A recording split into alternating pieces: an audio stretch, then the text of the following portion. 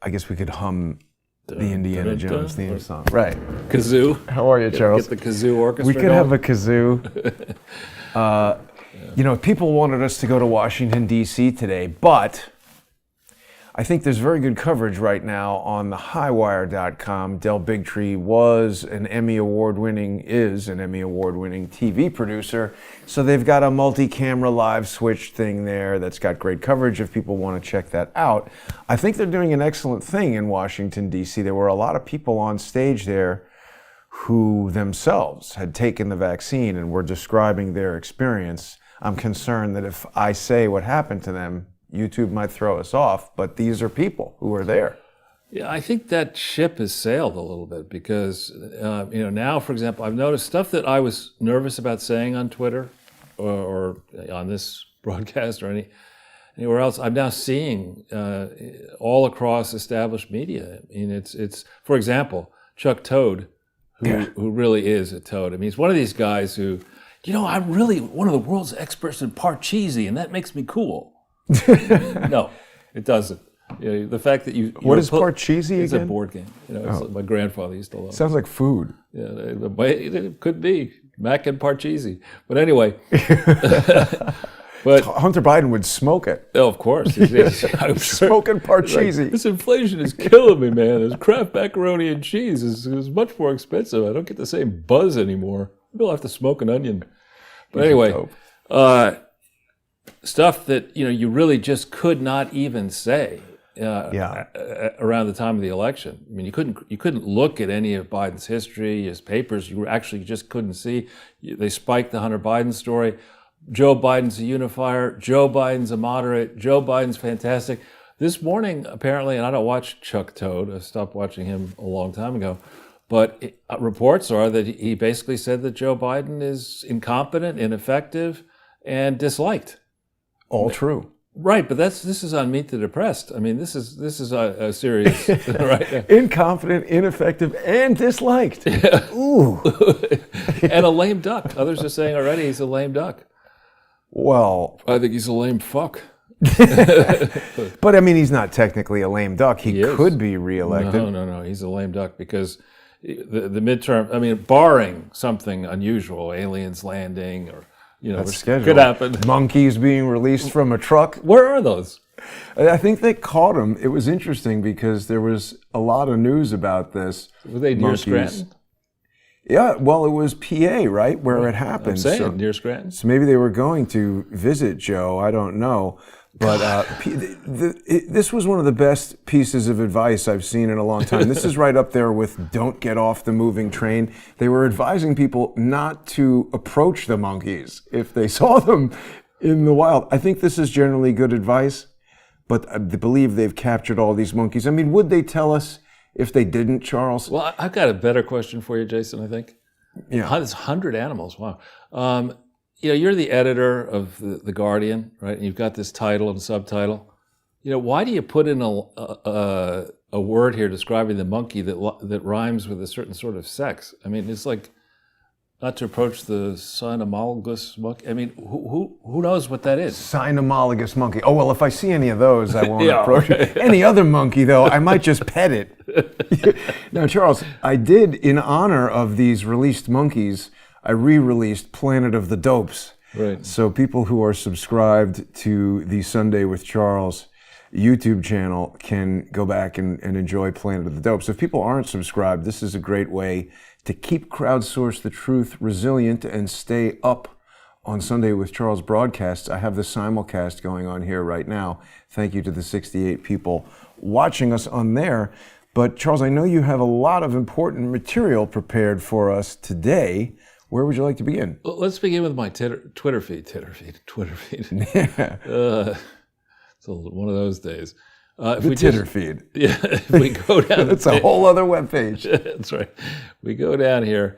I was looking for, I was sure that somebody, our art department's overloaded, but I was sure that somebody had already done a meme of Joe Biden kicking his own ass. And if they haven't done it, please, somebody needs to do it so we can just get that It was going that viral. speech on Thursday, wasn't it? No, but an actual Joe Biden with a leg going around, kicking himself in the ass. I mean, it'd Yeah, be pretty we funny, need and it. falling down into some poop, whatever. But this scene, I mean, I don't like Jim Carrey's politics, and his personal life's a disaster. But as an actor, this guy in his prime is hilarious. Yeah. And this clip, which we don't need to play right now, but people can go on my Twitter feed and play it. It's pretty damn funny. There's a longer version I didn't put out there, but that's what Biden is doing. I mean, and it's one of these things where if you're going to be president of the United States, in charge of the largest enterprise on earth, probably in terms of money, maybe not in terms of people,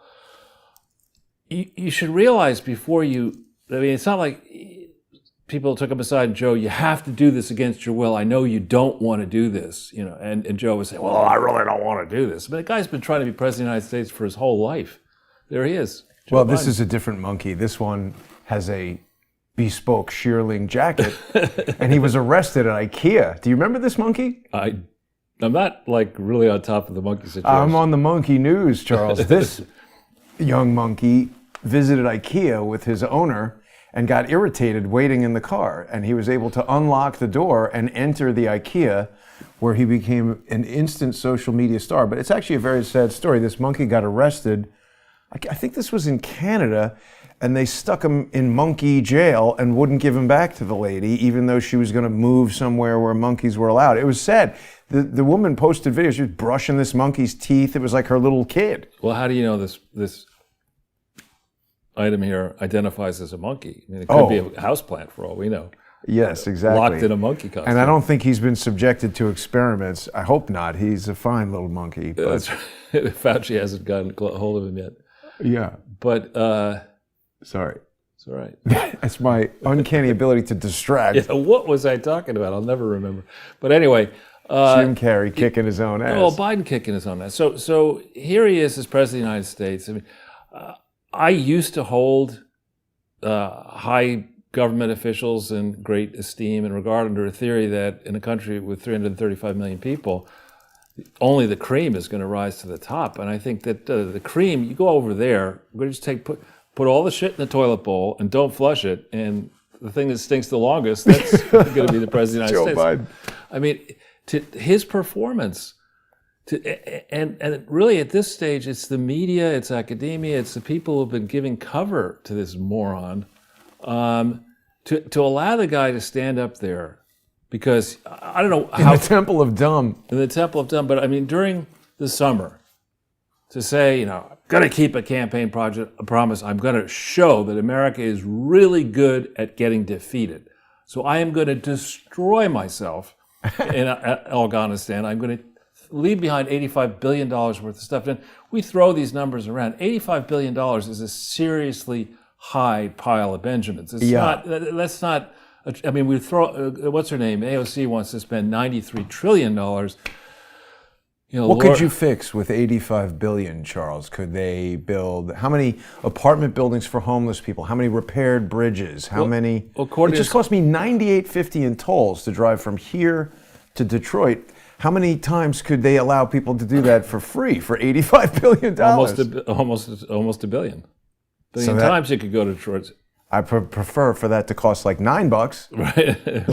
Then you can go to Detroit even more frequently. You can commute. But my point is that the NIH budget, I think, is around $50 billion. Wow. Annual budget.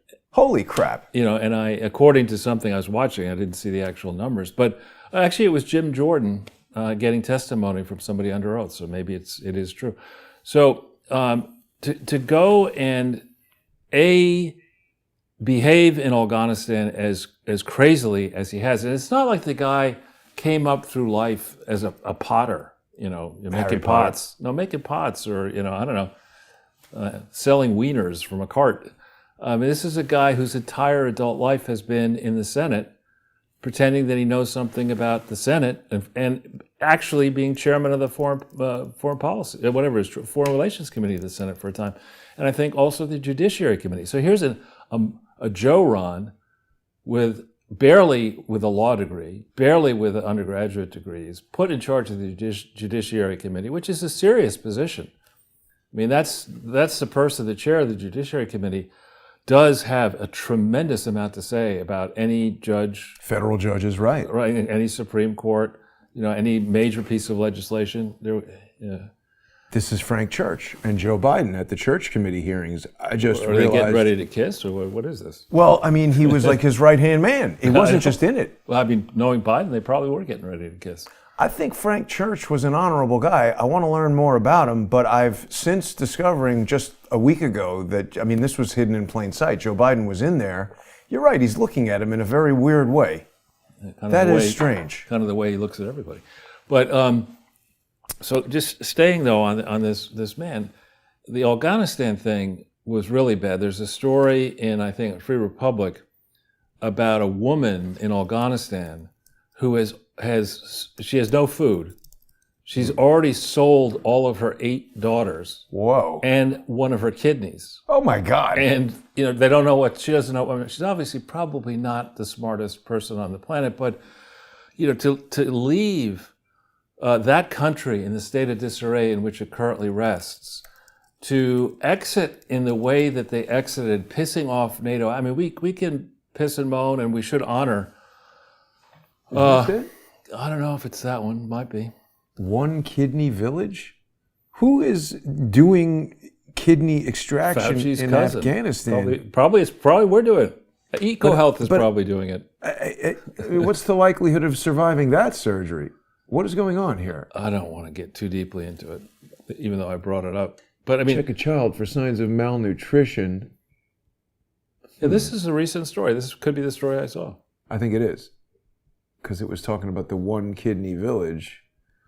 Yeah, and people talk about the what's her name, the Elizabeth Warren argument, or the Maxine Waters argument that we're a rich country and nobody in America should be living this way. What the fuck have we been doing?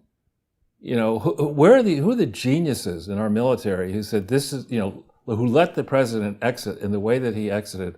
And in the same way, I mean, we should honor American war dead and wounded, not just physically wounded, but mentally wounded. But beyond that, we had an alliance in Afghanistan of many other nations. And I believe on the way out, we didn't tell. We were not honest with our allied partners.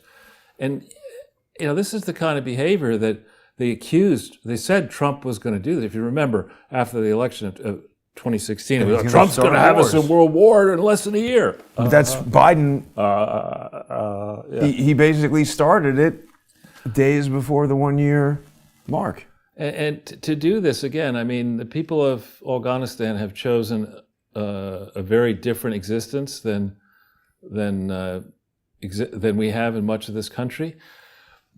They're free to experience life how they wish to experience it, but they're definitely vulnerable, more vulnerable because of the United States.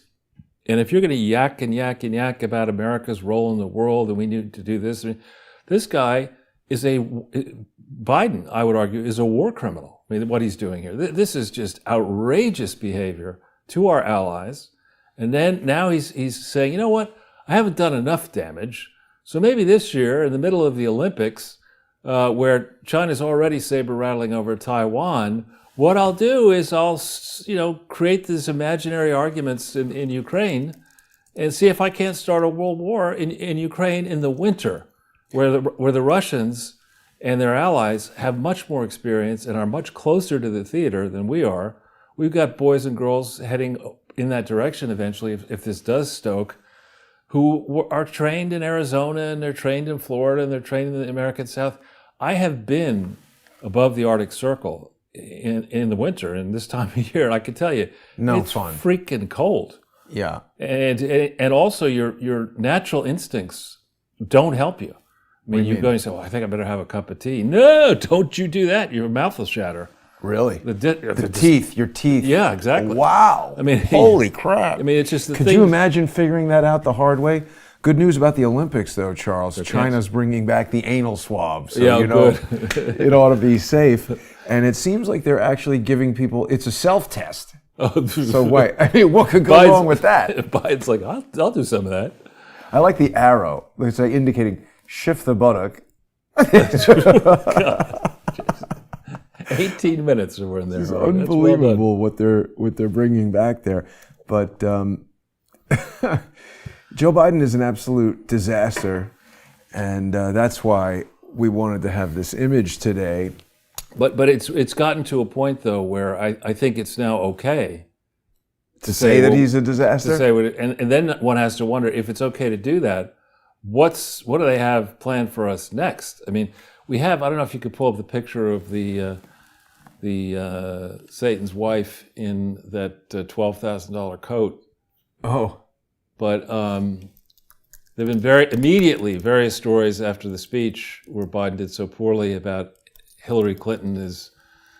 Here we go. Let's see a picture of this Armani jacket. Now, I'm no style maven, but seems expensive. Is there a picture of it? That's it, isn't it? No. I mean, it looks like it. Is that? There was another picture. That's $12,000. I mean, it looks like Armani with this thin collar. I mean, to me, it looks like garbage. I mean, it's like this is old stuff. I mean, this is old lady clothing. This is not. Well, I mean, that's got to be the one they're talking about, right? No, I saw. Try another. There's just the Google search results. I saw with images, and I saw a different. Maybe that's it, I guess. But I saw, or just with. It's longer. Don't put Armani up. Just put Hillary Clinton coat. Not 12,000. It's like a witch's coat. That's what I saw. Not that. It's like a there it is. This? Yeah. That's what I saw. Oh. That's not the one. That's the worst fashion faux pas from December. That's a wobble. I mean, you look at that coat. She looks like John Lennon or something in 1968. John Lennon on hole where the rain gets on in. LSD. Yeah, that's what I mean. This is like a Sgt. Pepper Lonely Hearts Club. Or the Harry Potter cloak of invisibility or something. Well, let's put it this way. I went out my front door. I'm not going to say exactly where that is, a number, and I'm not going to say when. But on the block, there are a lot of townhouses, and there's a very nice one that's just been redone. And I'm stumbling out around 8 o'clock in the morning to do an errand, and I turn to my left, and there's a homeless guy who had, in one of these townhouses, they were like out with the old furniture, in with the new stuff, so there were all the stuff on the sidewalk. And this homeless guy, with no shirt. He took like something like that was like curtains or something. It looks like used curtains, and he had it around his neck, and he was keeping himself warm with the raw material for that coat. You thought it was Hillary Clinton, Charles? I think this is absurd. No, but it's Madison Square Park, isn't it? Yeah, it could well be. That's near that near fence Chelsea's. Looks like the lawn. Right. Before they fixed the dog run. Yeah. And, look, if you've legitimately earned $1 trillion and you want to wear, I don't know, $12,000 Armani coat made out of meat? Yeah, you want to dress like Lady what's her Gaga. name? Yeah, Lady Gaga in a meat skirt. You're going to get a lot of cackle out of that, but... this must have stank, this meat dress. I'm sure it was filet mignon. No, but I mean... How could you walk around in meat and not have it start to become rancid? When the it part, but anyway, I think this is ridiculous. I mean, this is the kind like of flank stuff, steak or something. What has she got there? but this is the kind of stuff you shouldn't do. I mean, my mother would say, people are starving in Biafra. I mean, you shouldn't be. 5 years later. You want to see what it looks like 5 years later? It looks still like there now. That can't be the same thing. Well, they got to have it salted in the. Oh my God! It's like a beef jerky now. Oh God! How could they even keep it? That's weird. Well, we're delving into areas that are far outside our normal. Beyond meat. Definitely, Lady Gaga has gone beyond meat, Charles. But I like to belabor the Biden thing just for a minute. So here we are. Here we are, January 23rd. There's a whole another baseball season ahead of us, World Series and everything else. So lots of things can change between now and Election Day. But every initiative that this turd has put across the line has just or quickly been exposed for the disaster that it is. And what is he going to do next? I think for my next move, I'm going to take away your guns. No, he's going to destroy Ukraine and get us into a war. I hope cooler heads prevail on that. I mean, I really do. You saw, what was it that in Canada, what was it? In Canada, they were trying to get the army to vaccinate people or something like that, and the army said no. Or it was something like, I forget if it was Canada or what country or what. I may have that wrong, but yeah, 4 Canadian military members challenged the vaccine mandate. A lot of people challenging these mandates. Obviously, this is what the whole thing in Washington, D.C. is all about. Right. I saw one of the mainstream, actually, I think it was Fox, some local Fox affiliate covering the thing, and they said, now, this is just a protest. It's funny how the things that are dancing around the issue, like Fox will say, no, this is just a protest against mandates. Vaccines are still great and they work and you should get it, but we don't like mandates. But get the vaccine. Yeah. I'm vaccinated. You should be vaccinated. Yeah. How much stock do you have? I have in the none. vaccine company? Yeah, but they all on Fox are very sure to tell you that they've been vaccinated and they think you should be vaccinated, but they have this other question about it. It's ridiculous. I'm sorry. But so there's a lot of time between now and the election. There are a lot of flashpoints that have already erupted. The economy is, I mean, the stock market was down over 1% on Friday for the week, depending on which index you look at. It was 4.5 down on Dow. It was, I think, almost 8 down on the NASDAQ in a week. And the NASDAQ companies many of them don't pay dividends. So if you can lose 8% in a week, that's scary stuff. And then, of course, your the crypto carnage was pretty bad. Yeah, not doing well. Yeah. Ooh, that's not the way you like to see it going for the year, is it? Well, no, unless you work in the government, in which case you're like, you don't care. But it's up over 5 years. How does that work? Well, it depends. Timing is everything, but it really, if you were unfortunate enough to enter, I mean, keep this up for a second.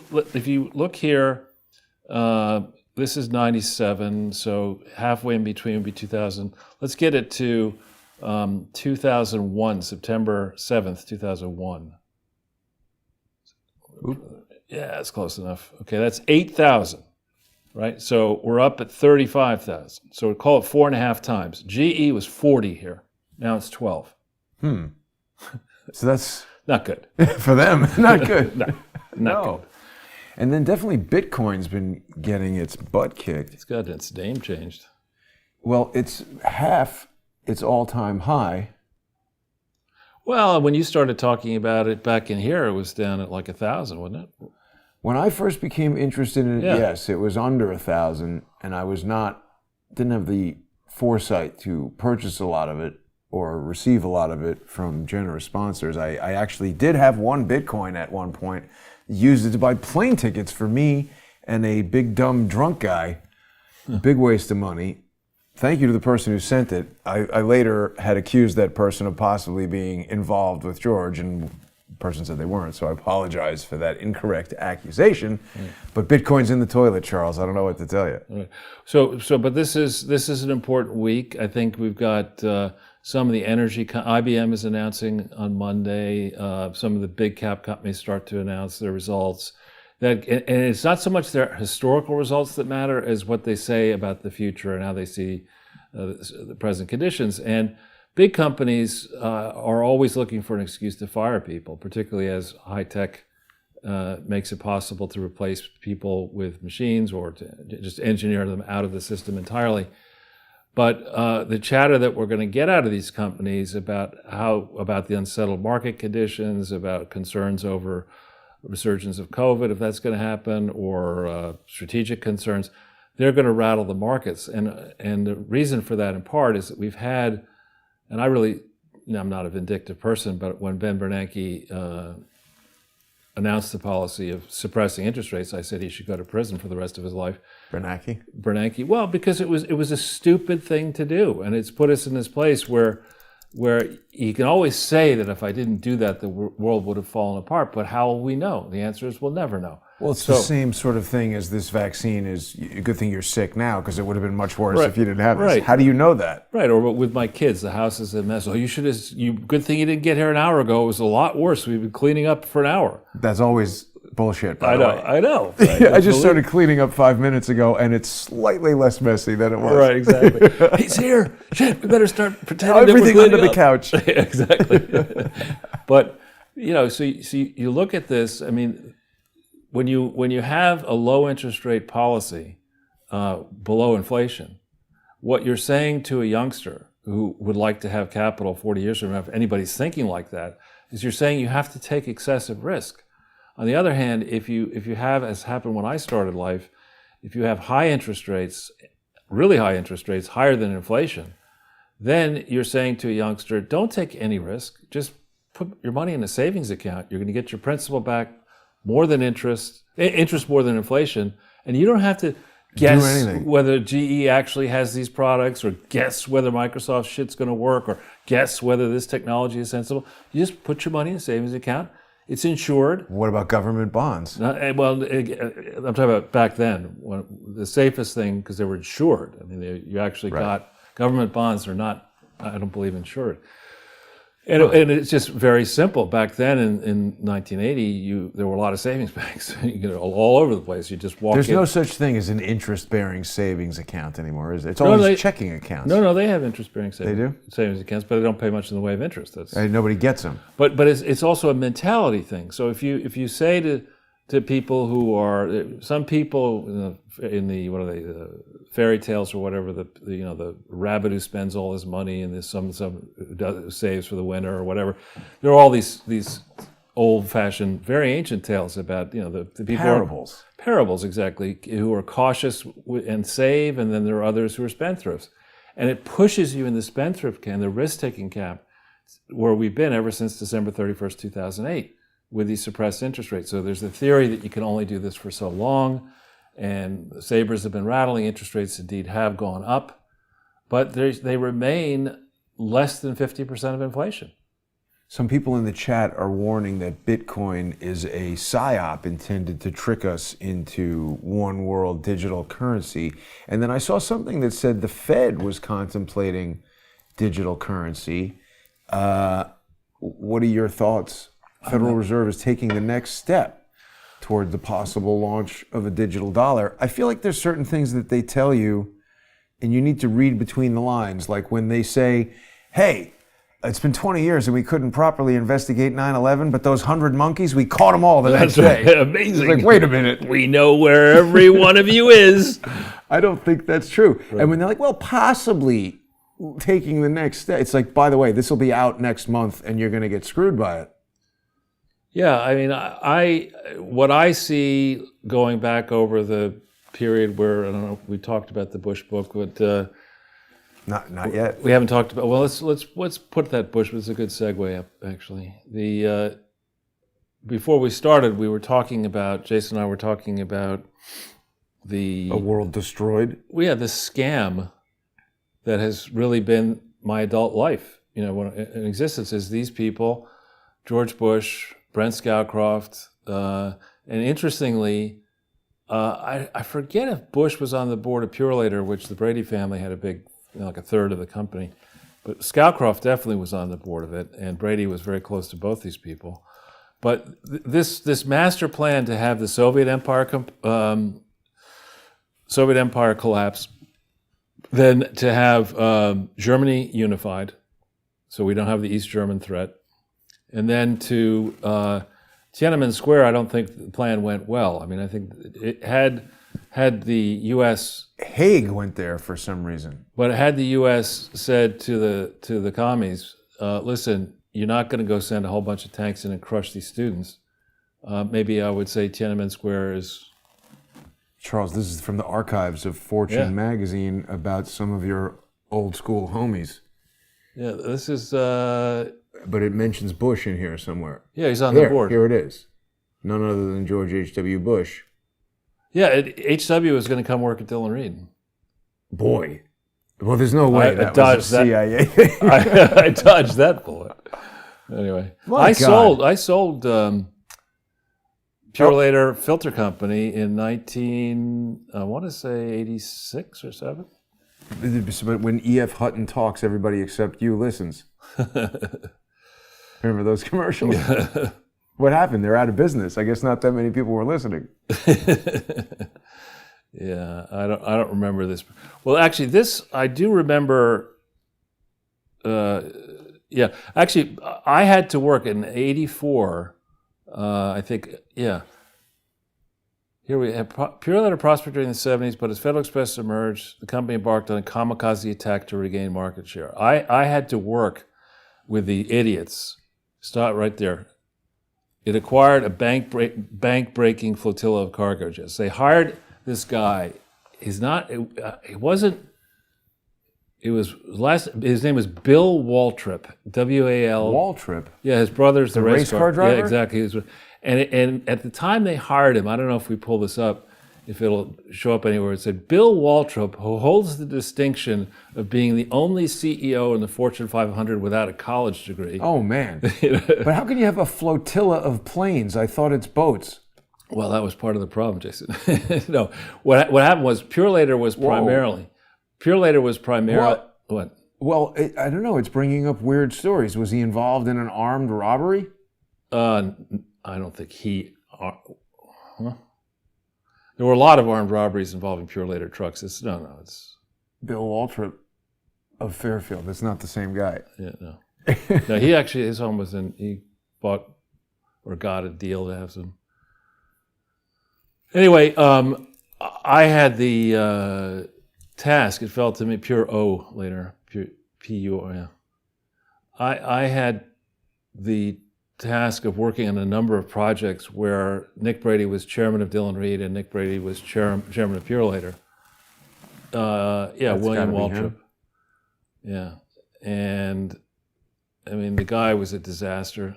Huh. And now he's dead. Good. Oh, no, it's just saying he's going to Purolator. I thought it was an obituary. There he is.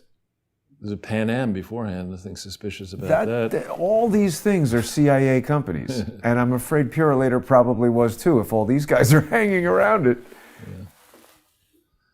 Anyway. Pan Am was responsible for the development of the 747. Did you know that? Oh, of course. Yeah. But this guy, so I spent time with him, and he was so stupid. And he brought in McKinsey to do a study. Oh, come on. I swear to God, that was the experience where I'm a young kid. Let's see, in '82, I was 26, and I'm on this team, and I go into the boardroom or a conference room at Dillon Reed, and there's Waltrip, and there's this McKinsey toad, and a whole bunch of people, and they start on their analysis, and I'm listening, Jason. I'm listening to him. I'm going to show you. I'm listening to the person talking. I'm just doing like this, and somebody on the advisor to Walter, oh, Charles is shaking his head. He probably doesn't understand what's going on, or something. He's trying to humiliate me. And Nick, to his credit, he looked at this guy and he said, you, and you. Waltrip, this guy, and the McKinsey, leave.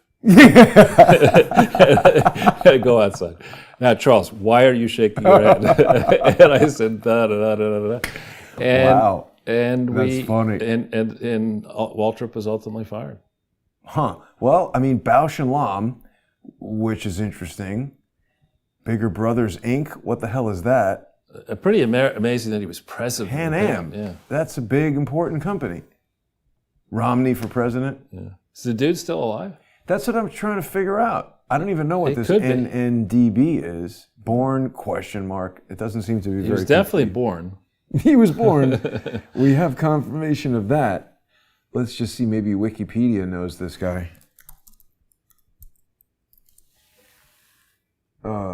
Darryl is the brother, right? Yeah, I think so. There he is. Corporation Wiki.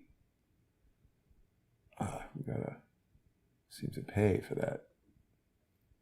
Yeah, well, we've done enough on him. Enough on him. We'll figure it out later. But how do we even get into this? Oh, you know, because he's hanging out with George Bush, and they wrote that book about the right. Okay, we were talking about the book, and so the book. If you put yourself back, I mean, you probably in 1988 were not thinking too much about mostly pool parties with girls. Right. Exactly.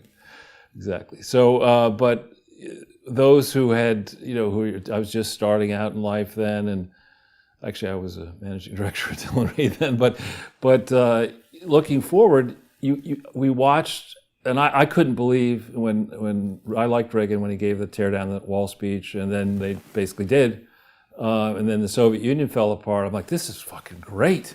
I mean, this is great for America. People will emulate America, and American businesses will thrive. Not so much. I mean, we sunk to the level of the worst corruption around the world. We've crushed the American worker. We've crushed the American impulse to save. We've become a nation of spendthrifts. We're too trusting of incompetent government. And we're stuck in a quagmire of our own making now, with the president's kicking his own ass and all of our asses. Ronald Reagan had the unique and not since reproduced ability to pull off old guy without, like, I was a little kid and it was obvious that he was old, and I'm looking at him now and he's old, but he never seemed as old as Joe Biden seems, and I'm much older now. Yeah. Well, I mean, Joe Biden, he puts the A in asshole. I mean, he's just A plus, right? Honestly, he has the worst possible impulses. I mean, to say recently as he did, here's a guy, right, who stands accused credibly during the election season of molesting or worse, sniffing. No, attacking that girl. Tara Reid. Tara Reid, right? Sniffing everybody else. Sniffing everybody else. He's got Peter Schweitzer's books coming out. It'll be discussed today on Mark Levin tonight, but I'm sure it'll be all over the news this coming week. It comes out the 25th. Comes out Tuesday. And all these allegations are highly credible. You were mentioning that Miranda Devine's book is so shocking that my mother had to stop reading it. Right.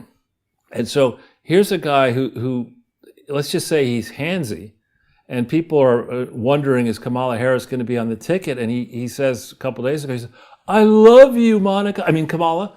I mean, did he say Monica? No, I did. Oh no, but he said yes and yes. And then he made a weird face. Woman. But then he said, "I love you, Kamala." Did he? Something like that, yeah. And apparently Kamala just grimaced, as I'm sure she should. But I mean, isn't that like calling her toots or something? It's absurd. I mean, again, what we want in a president and a vice president of something as vast as we have are two competent managers. We have zero. We have negative at Google. I mean, you have a bunch of like millennial whatevers running around running the show. Right, yeah, off on projects that are, I got to round up that $93 trillion for the Green New Deal. Oh, it's all paid for. We're just going to borrow the money. But you've got in Kamala, you've got somebody who prior to becoming vice president actually funded groups that were helping illegal aliens in this country break the law. People get out of jail. Well, keep on breaking the law. And Biden says, well, I'm going to give her the important project. I'm going to give her the southern border. And she goes to Paris to get some clothes. I mean, I need a skillet. A skillet. Right? He loves her. That's great. I've got leprosy. Shake my hand. I mean, it's... if we had, it's interesting, Saturday Night Live has decided to be negative, to go there against Biden and not yet against Harris. But I think we're in a zone where the established media realizes that a gigantic can of whoop-ass gets opened up in November of 2022. And well before then, they're not going to get anything across the line that's important. So this is Joe Biden thinks it's already a law. He was calling it a law he's like, my law, and like it died, and he's like, oh yeah, don't pay attention to that. So I'll take a lid. Join me on a journey into imagination. I mean, he's literally just says whatever. It's like, but that's not factual. No more questions. That's why I gotta go. 20 more minutes. Yeah, but this situation in Ukraine, we think about the number of Russian chess grandmasters. I mean, there are quite a few excellent Russian chess players. It just happens they are good at that. Strategy. And they're good at strategy, and many of these people are highly educated and understand their history. Engineering. When the Israelis captured the first MiG, that the U.S. or U.S. allies ever got their hands on. The thing they found most remarkable about it was that the materials used were so crappy. Right. And like the rivets were exposed. Every U.S. jet is like smooth and perfectly done, and so much money on the materials and the design. And this is like somebody built it in the garage, and it's still able to go Mach 1.2 and do all this stuff, because they have to engineer with this inferior stuff, and so they have to be better. Necessity is the parent of invention. I was going to say mother, but I didn't want to get in trouble there. The birthing person of invention. So, so this situation here that we have with Biden, the Russians, you look up and you see Blinken shaking hands with Lavrov, and that's like, I don't know, that's like, if I were a turkey, I wouldn't want to be pardoned by Joe Biden, because he'd probably take one look at it and he'd say, let's have that one for lunch for Thanksgiving. So, but what do you mean? Lavrov, I like serious people who have very good senses of humor. Which he seems to be. And that's he is so experienced, this guy. Yes. He's been through a lot of tough situations. In Russia, as we all know, you get on the wrong side of politics in Russia and nobody sees you anymore. Exactly. So this guy's lasted through. He's gaining weight. Well, I don't know how old he is at this point, but he's lasted through for many decades at high levels in Russia. He is very knowledgeable about foreign affairs, and this Blinken guy looks like Captain Kangaroo. I mean, he's an idiot. Right? I mean, you stand there, and I think it was as recently as a week ago, the Russians had sent written questions to the United States which was a good idea. I actually talked to our journalist friend, Katya. What do you mean, to avoid confusion with the translation? No, I explained to her, and I think you might agree with this. It's bragging to say that I went to good schools, but I did. And I took the tough courses. And I can tell you, we did not have much of an education about the Soviet Union or the history of Russia or the history of Central Europe, or just wasn't something I was ever taught. And you would think that at the time we were in the middle of a Cold War, that would be a topic of interest. That you might want to educate people about your enemy, which it was at that time. Or why it is. Why are we enemies? What are their hot buttons? That's the kind of stuff you do in business anyway. You're going to do a deal against somebody. You want to know that person's strengths and weaknesses, the company's strengths and weaknesses. So I suggested to Katya, I said, look, before she had ideas for different things she wanted to write about, and I said, you really should assume that the average American is fucking clueless when it comes to what is important to modern Russia and the people of Russia. We don't know about what, as a group, I don't know the detail, and I consider myself to be reasonably well educated. There's just only so many things you can study. But the one thing you learn from just a cursory reading of history about Russia is it's a culture that is extremely nervous about being invaded, because it's happened in the past, and when it happened, things didn't go well. I don't know if nervous is how I would describe. They're sensitive to it, perhaps, but they are. What I would say about Russians who I've dealt with, first of all, they're extremely tough, men and women. And for the most part, you've got your loud, boisterous, drunk Russians who are pretty easy to deal with. Give them more vodka. Well, just sort of step back and let them wind themselves out. But quiet, thoughtful Russians, I wouldn't want to piss them off. Exactly. And so this idea of sending, I'm not saying it's because of me, obviously, that they sent written questions or questions that demanded answers in writing, but Blinken's original response, official response, was, fuck that, we're not going to answer these questions. What? Yeah. This is the lead diplomat? He didn't say it, fuck that, but he just said, that's what he's ridiculous. Essentially saying. Well, he basically said, the Russians have made wild accusations in the past, and we don't have time to do it. Anyway, and so I don't know exactly what happened, but somebody went to see Blinken, and he was not like doing that. He was like this time I took the only cat that we had as a kid to the veterinarian, and the cat didn't want to go in the box. On the cat carrier. The cat carrier. And this cat, I'm walking down the street, I'm like a 12-year-old kid in the the box is jumping all over the cat, snarling and all this kind of shit. And cats speak, I'm going to take your ass out. Whatever. I get to the veterinarian. It's like one of those Mr. Bean things. I'm sitting there with a box. There's a gigantic Doberman pinscher over here. There's the waiting room at the vet. A big lizard over there or whatever. And people looking at me in my box and my snarling cat. And the nurse comes and says, "Hello, doctor, we'll see you now." Here's the box. Oh, no, you have to go in with this box. I said, you got to take your cat out of the box. I said, I don't want to do that. You should have had the cat in the bag. Right. Now it's out. And she, the vet was an older guy, and he said, "Oh, don't worry, son, it'll be fine. We'll get the cat." I said, "Why don't you try to you're the veterinarian, you get the cat out of the box." So he opens the cat, and the cat takes a chunk out of his, not like a big chunk, Whoa. but out of his arm, and jumps out of the box. And I run out of the room, and you hear this commotion, cat They had like to this, put the cat down. and then you hear this gigantic boom, like a mallet or something. Whoa! And the cat goes, meow. Oh my God! That's what happened to Blinken. I mean, he's in the box. He's saying to the Russians, we're not going to answer your stupid freaking questions. And then most recently, it's our answers will be ready, sir. Don't you worry. We'll have our, But I honestly think that this team needs to understand. I don't think they know the history. Joe Biden doesn't know, what happened to him 5 minutes ago. He certainly doesn't know the history, anything serious about the history of the breakup of the Soviet Union and the undertakings that he and the Bush he participated in it. Right.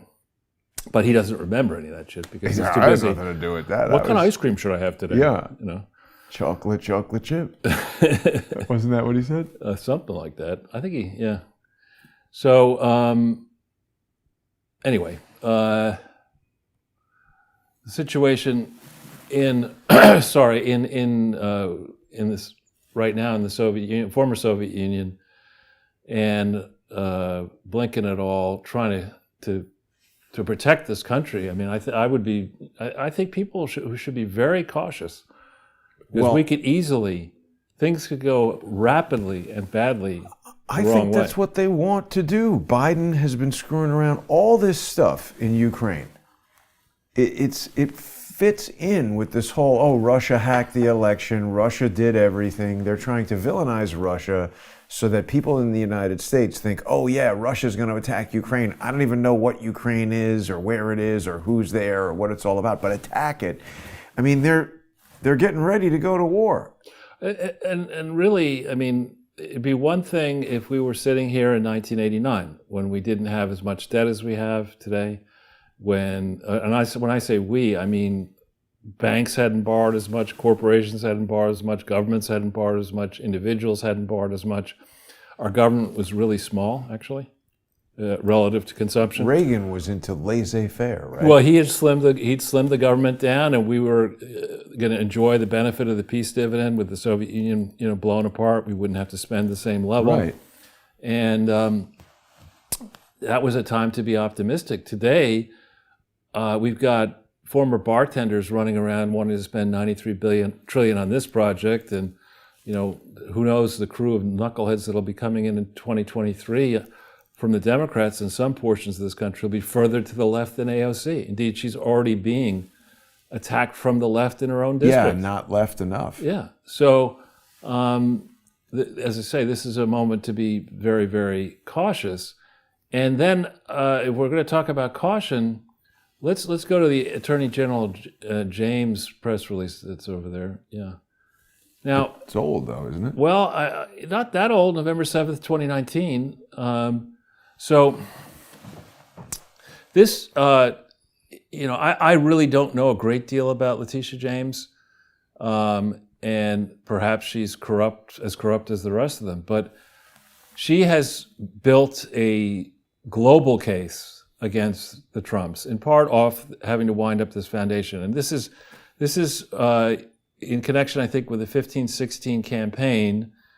Trump had a foundation whose paperwork was basically very sloppy. I mean, they had not gone through the corporate formalities that New York State, at least in its laws, I'm going to go to that in a second, requires charities that are operating in this still rich state where we have very high income tax rates, and therefore where it's possible for donors to avail themselves of various tricks to reduce their tax bill, you're supposed to take these rules very seriously. And for a $2 million problem, they have forced not only the Trump family, to shut the foundation down, but certain members are not allowed to ever be involved with foundations again. This is over $2 million. Now, Donald Trump, there's no question where Donald Trump was born.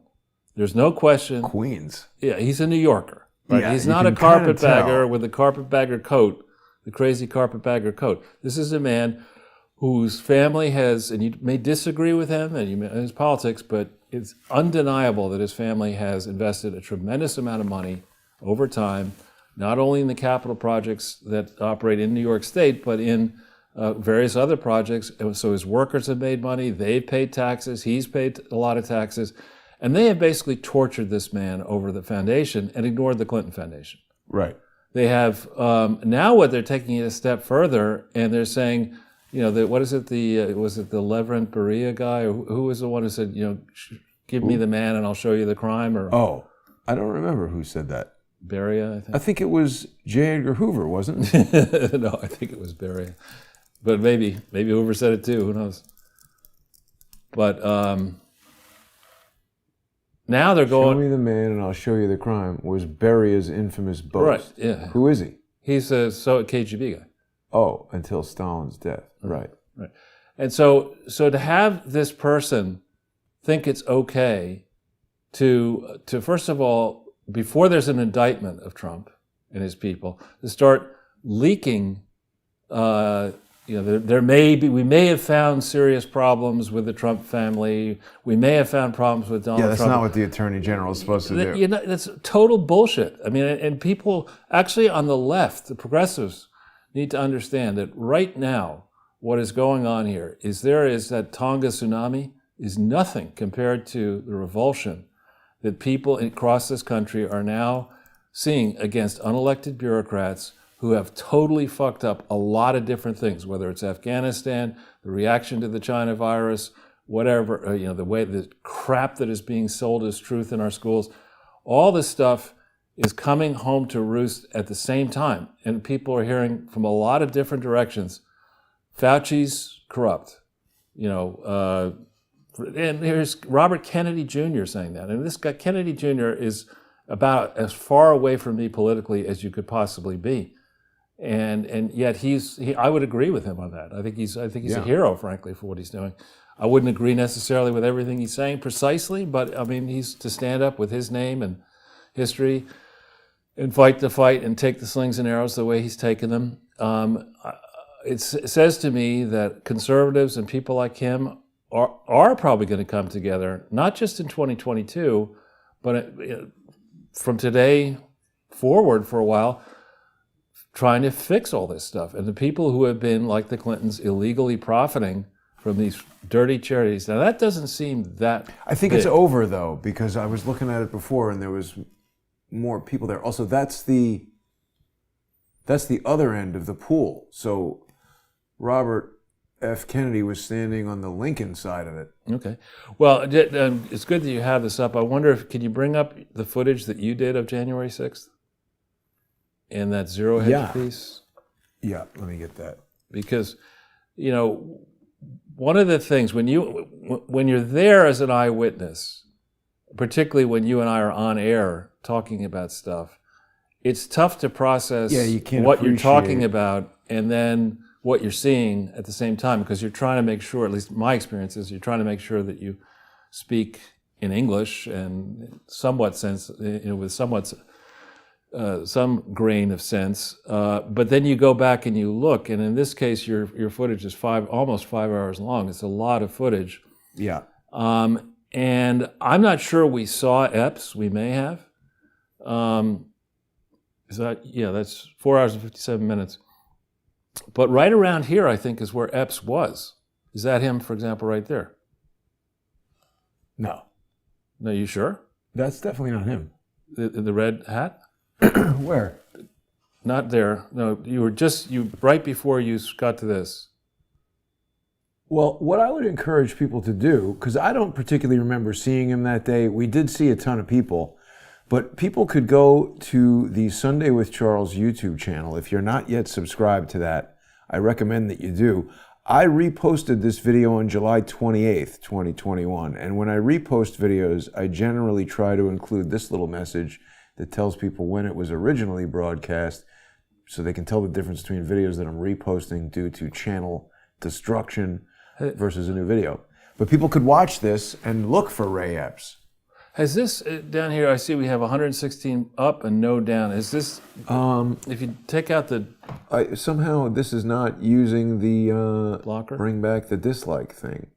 Let me make sure I have that installed here. Right, slow it down right here. This guy right here. Oops. Right there. Red hat, this guy right here. Where? Red hat. I don't think that's the same clothing he was wearing. I mean, there's a million people wearing red hats that day. He's getting closer. No, that's not him. Not him? No. But that's the thing. People could have like a watch party and go through this video, you know, make some popcorn, drink some beer, watch the thing, and do a little Ray Epps spotting party. Incidentally, Charles, you know, I want to alert people that one of the number one things they love to do is that they'll say like, oh, well, you know, all this commotion about Ray Epps, he's going to testify in front of the January 6th committee. And you hear that and you're like, okay, good. We'll get to see this dope squirm on TV. And then they announced, oh, it's behind closed doors and there's a transcript that his lawyer's going to redact. And apparently his lawyer used to be an FBI agent. Did you know that? No. So there's like all this crazy stuff going on.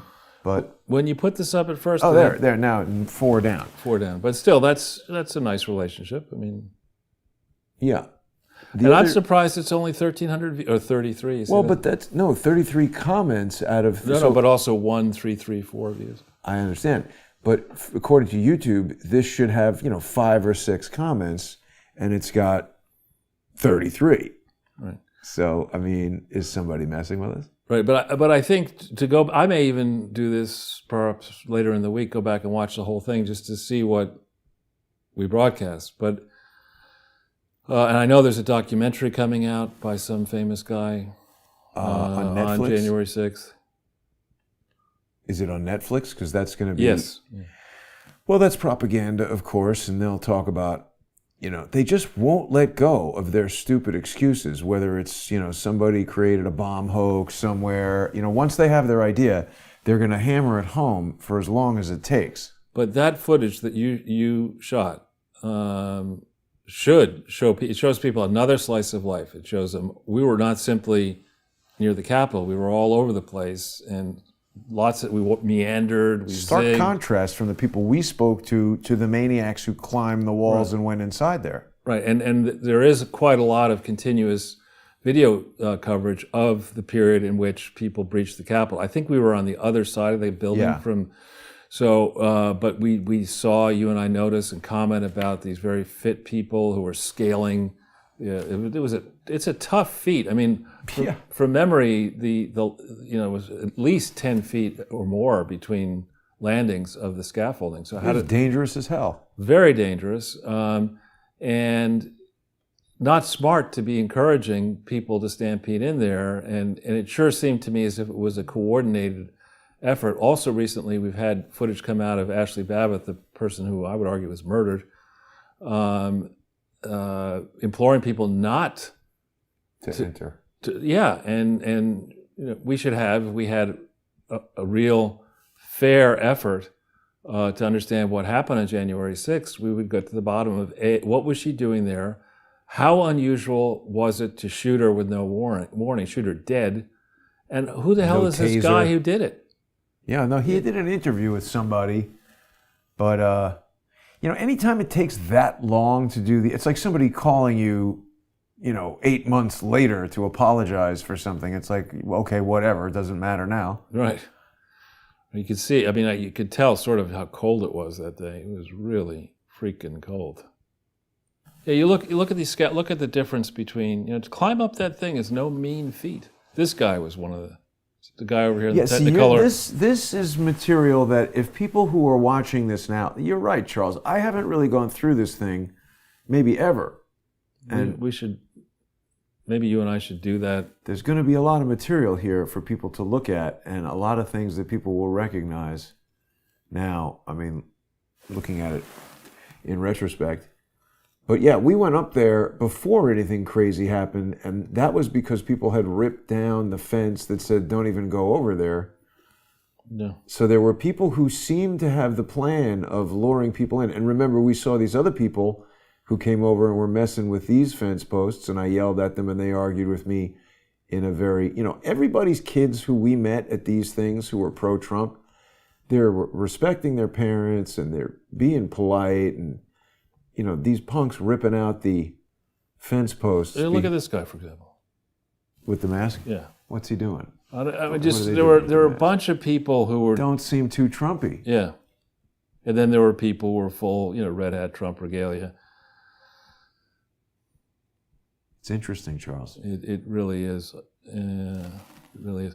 Well, so in contrast to the decision to follow Berea and persecute the family, the Trumps, and now to try with this January 6th committee with the team on that committee who are, we need people on that committee who did less well in law school than Joe Biden did, and so let's get Is Dick Cheney or whatever her name is a lawyer? She's a liar. Well, she might be a lawyer, actually. She might be a lawyer. Let's see, Liz Cheney, lawyer. And you think about her father, who... Yeah, she's an American attorney and politician who's been the U.S. representative for Wyoming at large. What does that mean? Well, there's only one rep in Wyoming. There's, like Montana used to be. Where did she go to? Law. I was just going to ask. Please tell me not Yale. Where's the education part here? It's not... Liz Cheney.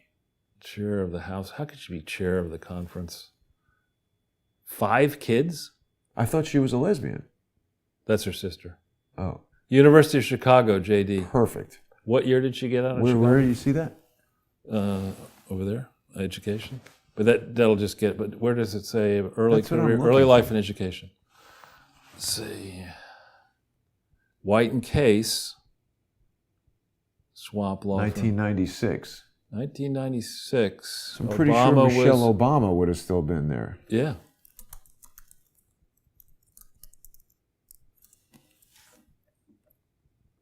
'96. She graduated. Where's 84. her Wikipedia?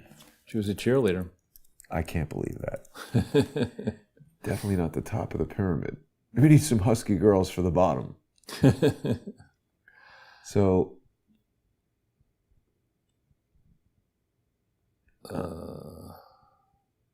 Well, we should. I didn't realize her father suffered from MS. That's tough. Education and early career. So Robinson pursued professional study, earning her Juris Doctorate from Harvard Law School. But she was the dean of something at the University of Chicago. Keep going down this so you get to it. Let's just search for Chicago all these times. Chicago, maybe that's not good. How about dean? Dean of Student Services, University of Chicago. Right when she was... June 1996. Right, just as Cheney was graduating. Pretty interesting, huh? Wow. Big place. True. Big place.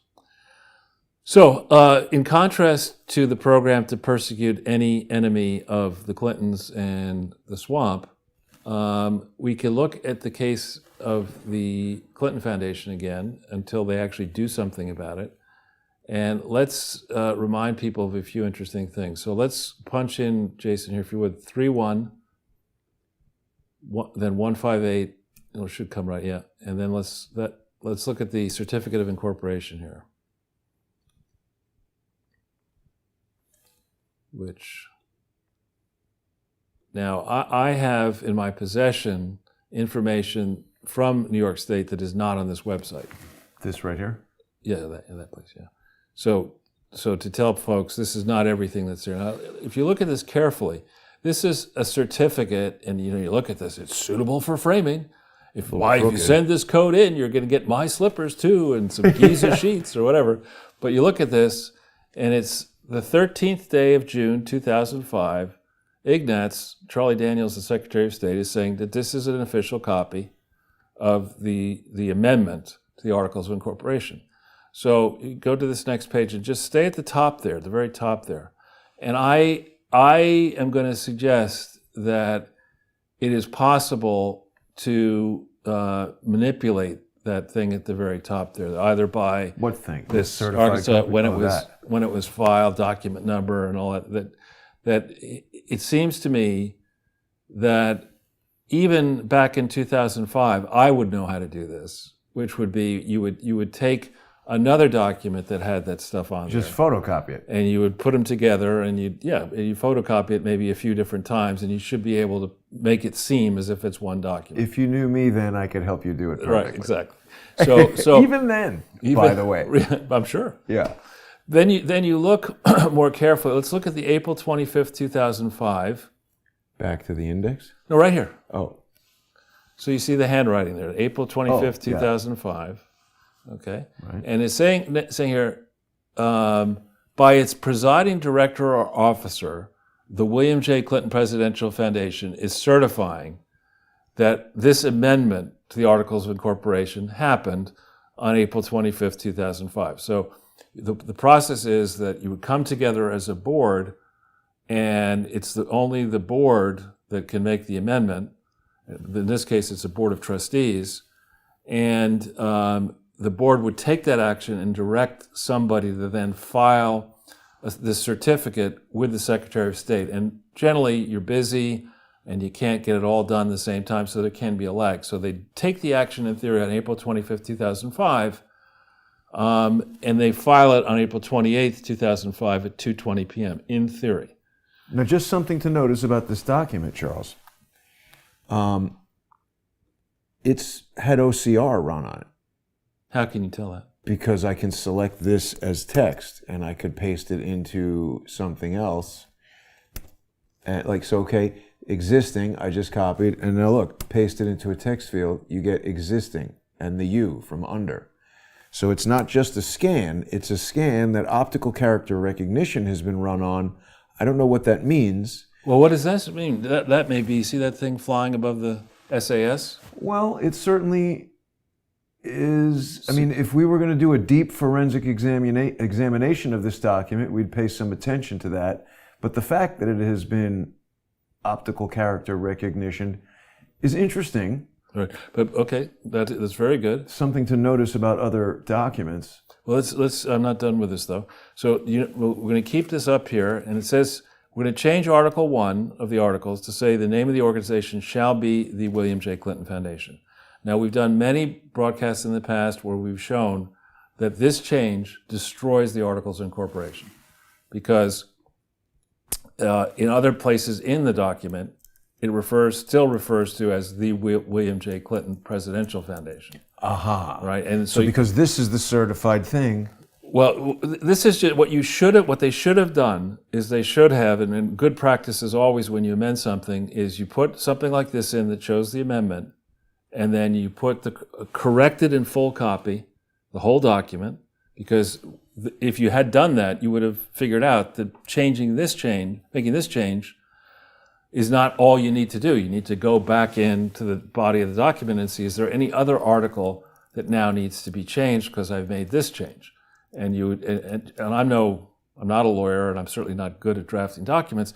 Even I can see immediately that this is worse than a partial birth abortion. I mean, this is it destroys something. April 25th, 2005 to April 28th, 2005, you are approximately 6 months following the grant of this interest in the presidential complex to the National Archives. You're 6 months past it. You've got a 200-year agreement with the National Archives where for 200 years you're covenanting that you will make sure that at all times the granting entity, the Clinton Foundation, is a validly organized and operated 501(c), 170B1A6, 509A1 entity. And by this change, you're destroying the legal status of this entity. Now, interestingly, I happen to check that the grant was made on November 18th, 2004, and the document was signed with John Carlin, who was the National Archivist. And the way this Presidential Libraries Act works, it's a very strange act because it gives to the Archivist of the United States enormous power to decide on his own, is this something that is good in the national interest, yes or no? So he decides to do this, and That's crazy. and he is, whether he's fired or whatever, he leaves in February 2005. Then they destroy the legal status by this one change, but I'm not done with that It change. will come back. I just am doing something over here. All right, okay.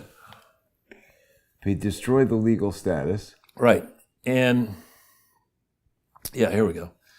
And so you see here, do you see the term foundation as a defined term anywhere? In other words, if you want, You're reminding me of a hilarious joke. What's that? Lady, do you see the word fuck in chocolate? What's that from? You say, no, there's no fucking chocolate, lady. But there's no. Sorry. It's okay. But generally, when you in a legal document, if you're going to start using defined terms, you define them, right? And this is part of the problem here with this Article 1 change. The original one said the name of the corporation, lowercase, is the William J. Clinton Presidential Foundation, open parentheses, the, quote, corporation, capitalized C, corporation, close quote, close paren, period. That was the way the original one. So you change it to now saying the name of the organization shall be this name, but you don't keep the definition of corporation in the document the way you used to do it.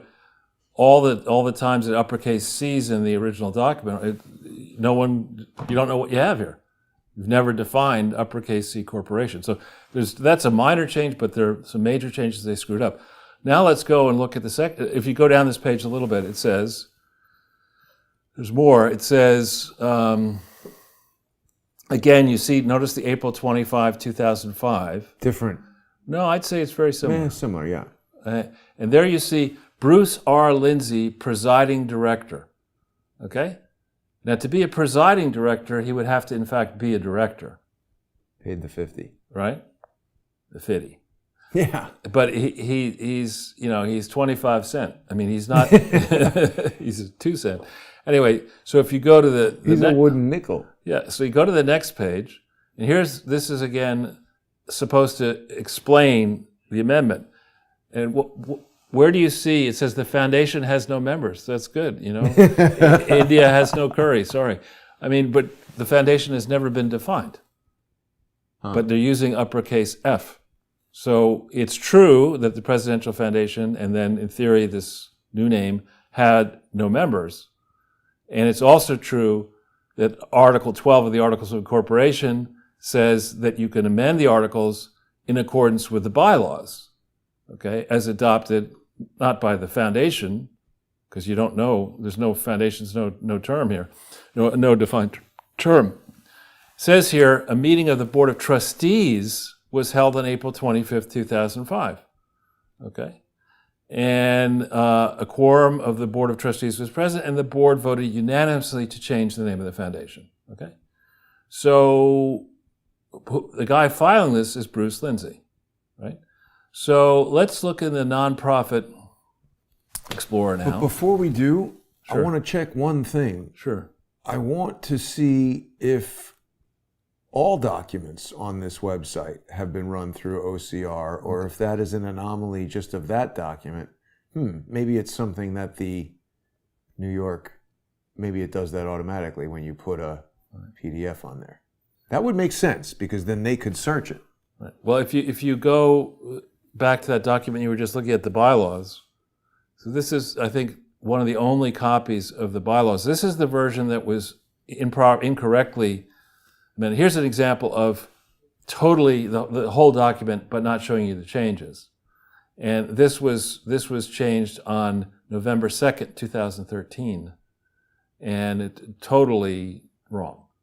It is in complete gross violation and conflict with numerous agreements that the foundation had, in theory, entered into, which agreements are, threaten the existence of this entity. I mean, it's basically they've nuked them. So they've done what Joe Biden likes to do. They've kicked their own asses with this document. But if we could just go to the ProPublica for a second, and let's look for 311580204. And okay, and then let's go into the filing for 2004 first. Okay. Part 6, questions 76 and 77. Nope. We want to just put that in.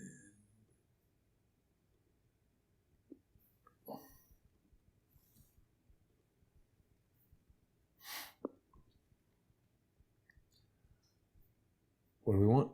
All right, so first at the bottom of the page, this is September 23rd, 2005 is when it's date stamped.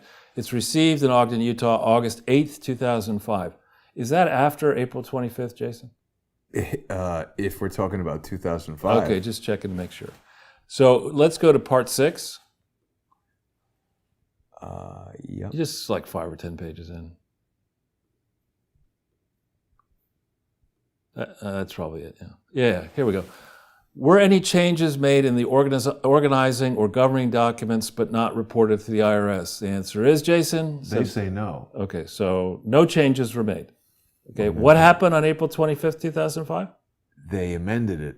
Those are what are called the organizing documents, the Articles of Incorporation, and the governing documents are the bylaws. So they're saying, either they're saying we made the change, and of course we told the IRS, Lois Lerner, the crooked team, that we were going to gut the legal structure of this supposed charity and destroy, break all kinds of laws and humiliate people and put them in a place where they couldn't call us on it, because if they called us on it, they'd have to, say that the Bush administration screwed up. And you shouldn't be able to make this kind of change without talking to the National Archives first, because the National Archives had, as I say, a 200-year agreement with this Clinton Foundation, and you shouldn't be making these type of changes. It's like leaving Afghanistan with British troops there and not telling the Prime Minister of Britain that we're leaving. That we're leaving. It's that kind of stuff. So here we see an example. This is a document that you see, it's September 23rd, 2005. They should have disclosed the amendments to the articles that occurred, I would argue. And they should, if they changed the bylaws, they should have disclosed that as well. So let's go to the 2005 filing. Now, if you try to look at this 2005 filing, gotta go back, and you look at the version that's on the Clinton Foundation website, you're not going to see this, because they, of course, hide these incriminating bylaws that they changed. They don't want you to see that right before a presidential season is opening up, because this 2005 filing, you see it's received November 8th, 2006, right. Hillary's won her re-election as the Senate, so she's able to be on the glide path to be the presumptive nominee and winner of the 2008 election cycle. Here they report the name change. They don't report it last year, the one they should have, okay? Because the articles are what defines how you change your name, not the bylaws. So they take a while to report this till safely after the election of 2006. They've got Unitate, all the pool of money from Unitate, it's all come together September 19th, 2006. This filing again is November 8th, 2006.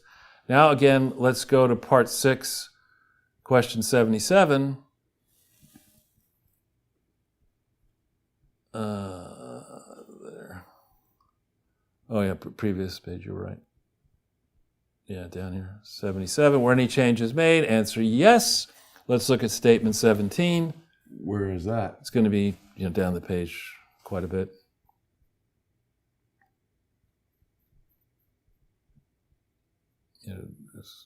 These things get longer and longer. Yeah, I mean, how do you know how to find that? You'll keep going. You'll get to this kind of typing here. So this is statement. Go down a bit. This we're almost there. You'll get to it. It's a short statement. Or.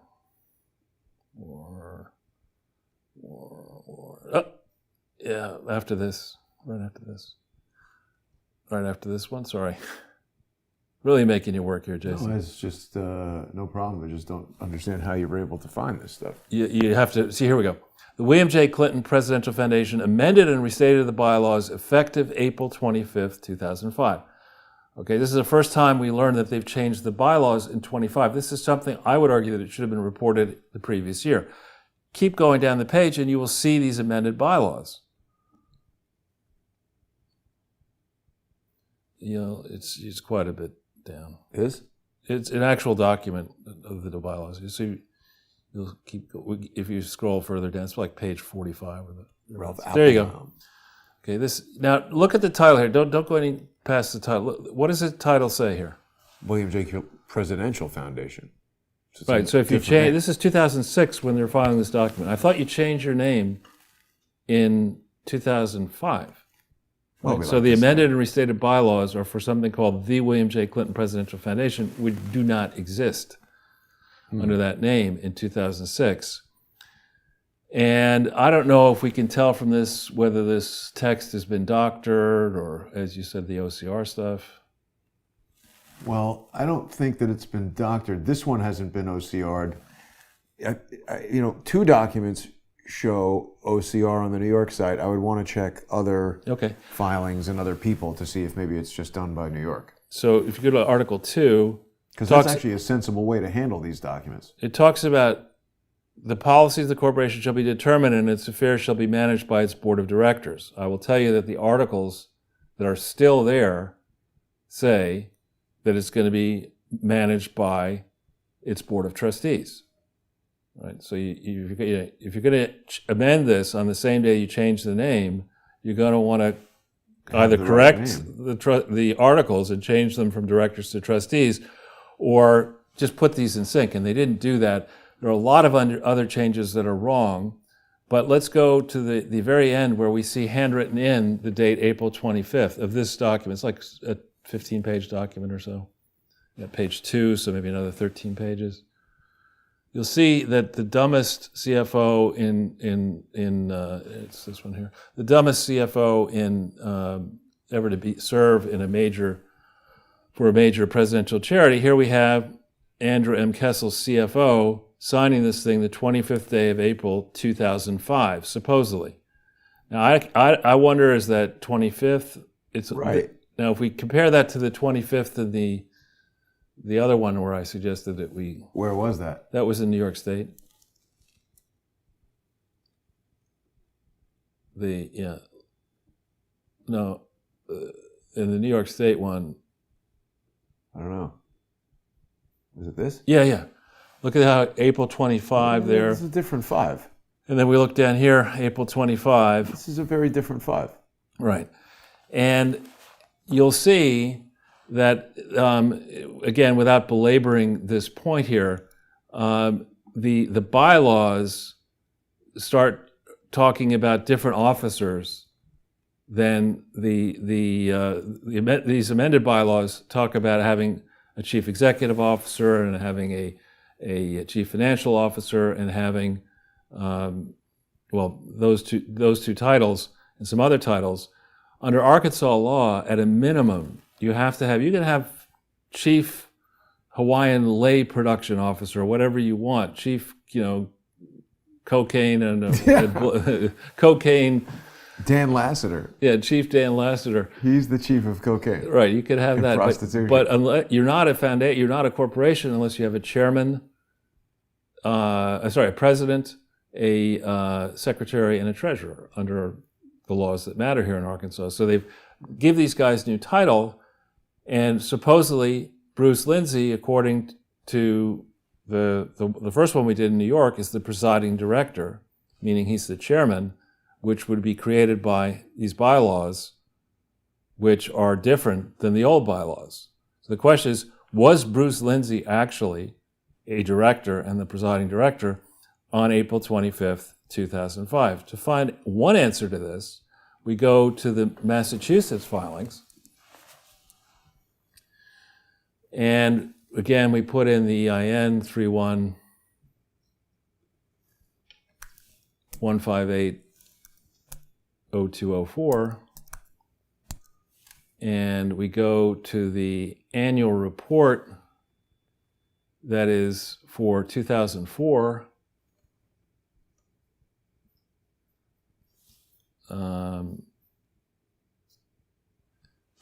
this Form PC annual report, and we see that this is, first of all, remember we supposedly changed the name of this entity, and yet they're still referring to it as, this is on October 10th, I think, 2005, this thing is received. You have to turn it upside down, yeah. 5th of October. Is it 5th? 2005 or 6th. Okay, 5th of October then. I can't tell if that's a 5 or a 6. You have to rotate it. It's upside down. Yeah. But anyway, this is after April 25th, 2005 that they're filing this form. Right, October 5th, 2005.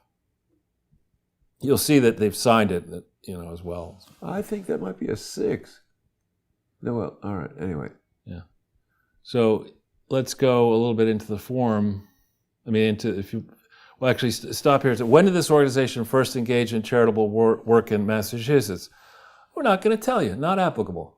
That's not the way it works. You got to say when you started doing this. Nah. And the reason is that old Ira was doing all kinds of work in the guise of the Clinton Foundation starting in 2002 without filing anything. So, and chasing around the world and doing MOUs with Clinton and who knows what else with Clinton and the other cronies around the world. They put in the wrong date of the determination letter, 5/21/2002. That's the second determination letter. The first determination letter was January 29th, 1998. And there are all kinds of false claims in this. They don't talk about the times they got in trouble in Mississippi and their principal fundraiser got in trouble and on and on. And they don't identify the true people running the thing. But if we go a few more pages in, you'll see who they say, and the easier way to find it is over here, Jason. You'll see, just scroll down this, there's a listing in type. Here's where it's signed, you see, that's 2005. Yeah. Okay. Now how could you sign it on 2000, does that say the 15th, 05? It looks like it says 25th. So how do you sign it then, but it's in Massachusetts on the 5th? Because I think that's a 2006 that we saw up there. Could be.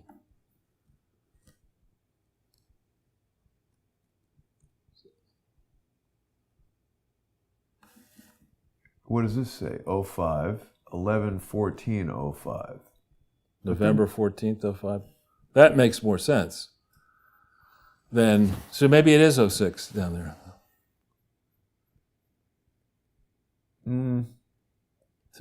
I don't know. Why are these things so sloppily handled? So difficult to... I don't know. But if we go back into the text there, you'll see, the section on this right here. Okay. Trustees and officers. So suddenly we're back to, we have no directors. We have trustees and officers in October of 2005. What's the difference? Oh, look, Terry McAuliffe. Yeah. And what's he doing in Little Rock? Well, Cheryl Mills is not listed in the 990 as either a director or a trustee concerning 2004. But before we jump around off the top, these are all supposedly the group of people who are trustees and officers. Kessel was not an officer. He was not the treasurer. And do you see the word secretary in here anywhere? There's no chocolate, Charles. What? No sec. Then it talks about the principal salaried executives. Right. Okay. Do you see Bruce Lindsay's name anywhere? This is October 2005. No. Okay, so he's not mentioned. Now, you could take the viewpoint that this is a form that was talking about what was going on in 2004, and so they put up the people who were in these positions in 2004. But I don't think they even did that right. So now let's go back. And by the way, James Kennedy is on the payroll of portions of Fox. Still, James E. Kennedy, the communications. Who is he? Well, he's a Hillary Clinton political hanger-on type, but he's got a very senior role at Fox. And Eric Know Nothing is their foreign policy director. You would have thought that this guy's that smart, Eric Nonax, that he might have said before, "Hey, boss, I'll be your foreign policy director, but can you show me a slip of paper that explains how the Clinton Foundation, which is an archive in Little Rock, needs to have a foreign policy director and why I should have an office here in New York?" Right. Why do they have any foreign policy? You're dumb enough to be the man. You're dumb enough to be my foreign policy director. Don't ask any more questions. Remember, only private aircraft. Right. Make sure, don't ask any questions about who's going to be traveling with me. Foreign policy director. Yeah. All right. So this is for 2004. Okay. Now let's go back into the index in Massachusetts and see what they say in 2005, just to be, really, really thorough. Here's this. Yeah. Same drill. We look at this one. Okay. Now this is for the period all of 2005. Suddenly it's called, here they say the name of it is William J. Clinton Foundation. It should be, in theory, the William J. Clinton Foundation. Now they're admitting they started doing work as far back as May 30th, 2002, but in Massachusetts. But that does not square with Joe Conison's reporting. It doesn't square with Ira Magaziner's various interviews where he's bragging about being in charge of the Clinton Foundation and doesn't it contradict other documents they filed here? Of course, yeah. I mean, that's what they... Why don't they even look at the last year's documents that they've cheated on and keep a running record of the cheating? I don't know. It's kind of like the man with 200 mistresses. I mean, it's just, at a certain point, it doesn't matter, I guess. Right. You hope you don't talk in your sleep. Anyway, so let's go jump into, on the left-hand side, let's find that page that lists the officers and type. No, further down. Yeah, keep going. It's probably going to be... Wait, that seemed to be it. That's the index, so it's going to be Section A right there. Okay. All right, so this claims that for 2005, and this is what happens when your first job is a proofreader, how do you spell Terrence? Well, I guess it depends on the person, no? It depends on the year. I mean, some years they put it with one R, some years here you had two Rs. Huh. And here this is showing only 4 officers and directors. Right? Kessel is not. Oh, wow, look at this. They're giving her apartment. Yeah. What's with that? Well, that's where she lived. But I'm saying that seems like something that... And a phone number. Well, that's what they did.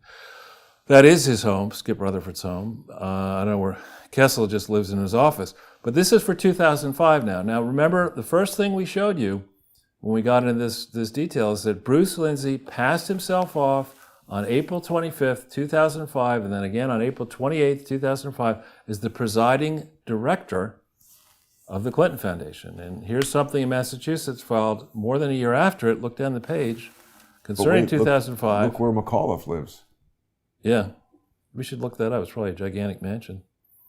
So what does this say? Principal salaried executive, Bruce R. Lindsay, chief executive officer. And it distinguishes him. It shows him... Why? He's not a director.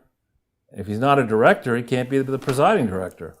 So his filing, in either this filing is wrong, or the Arkansas filing is wrong, or they're both wrong. And this guy, mind you, is supposedly one of the Clinton family's most experienced lawyers. My God, he seems like a big idiot to me. Yeah, he's a little idiot, actually. Well, he's an outsized idiot, however large he might be. He's a diminutive idiot. Yeah. Here. Old Dominion, McLean. Well, you could put it in its exact address, 7527. We got it coming up. Let's see what this Chances are it's not going to be a slum. There you go. Yeah, I'd say it kind of looks like Biden's house. Look at this tennis court, pool. It's a compound. Look at that thing. Yeah. Wow. He's made a lot of money. Cow. He's made a lot of money, over time. That's the carbon. There's no carbon footprint there. I mean, right? I mean, it's quite a spot. Yeah. Not as impressive as Barbara Streisand's house, but big. Yeah. I bet you could beat this guy at tennis, Charles. I don't know. I think he's younger than I am. So what? Anyway, so this is the kind of stuff that, if there was, in fact, an FBI investigation of the Clinton Foundation, as it is alleged there was beginning in January of 2016, you should have been able to figure out that with effect from the 15th the 28th of April 2005, this purported charity has not had any articles of incorporation and therefore is not an organization. So it's not simply that the papers are wrong, it's that the team of people, the lawyers, the accountants, the trustees, the donors, have all been in a scheme to pass off a corrupt influence peddling organization as a charity. I mean, if you've got a responsible lawyer and you go to your lawyer and you say, I've created this charity and I want to make sure that we do our paperwork and I've got this great accounting firm, BKD, not BKD, the mafia. Ernie Skirmy. The mafia or Ernie Skirmy. Yeah. A good lawyer would first of all say, that's very nice, Charles. You hired us to protect you. Let's go to the very beginning. You say this is a charity. Show me its articles of incorporation. What lawyers do you know? They'll just be like, where's the payment? No, that's my lawyers do that. Absolutely. But how soon can I screw you over and get out of this deal? No. But that's what you would have, particularly. You would think, and this is what I told former President Obama's counsel, the Barack Obama Foundation. I said, listen, I got to go to the bathroom. No, I said, listen, I don't like the man, his economic policies, but he is a major figure in our history, and he deserves to have a foundation that's properly organized and operated. And I'd hate to see this become even worse than it currently is. You should shut it down and start over. They're like, oh yeah, we have a whole other plan. We're going to steal billions of dollars and pretend this meeting never took place. But thanks for getting the check, Charles. That's right. Yeah, and this person is now White House counsel to Biden. Oh boy. Yeah. Yeah. So we had, if we go back into New York State, we have some news. I don't know if we knew this at the time, but if we go back a page, to the search. Yeah. And this time I don't know the EIN, so you have to X that out and put in EcoHealth Alliance. Now, when we started on EcoHealth Alliance, and I don't remember whether we did it in 21 or before then, I seem to think we do something. Their paperwork was not all filed.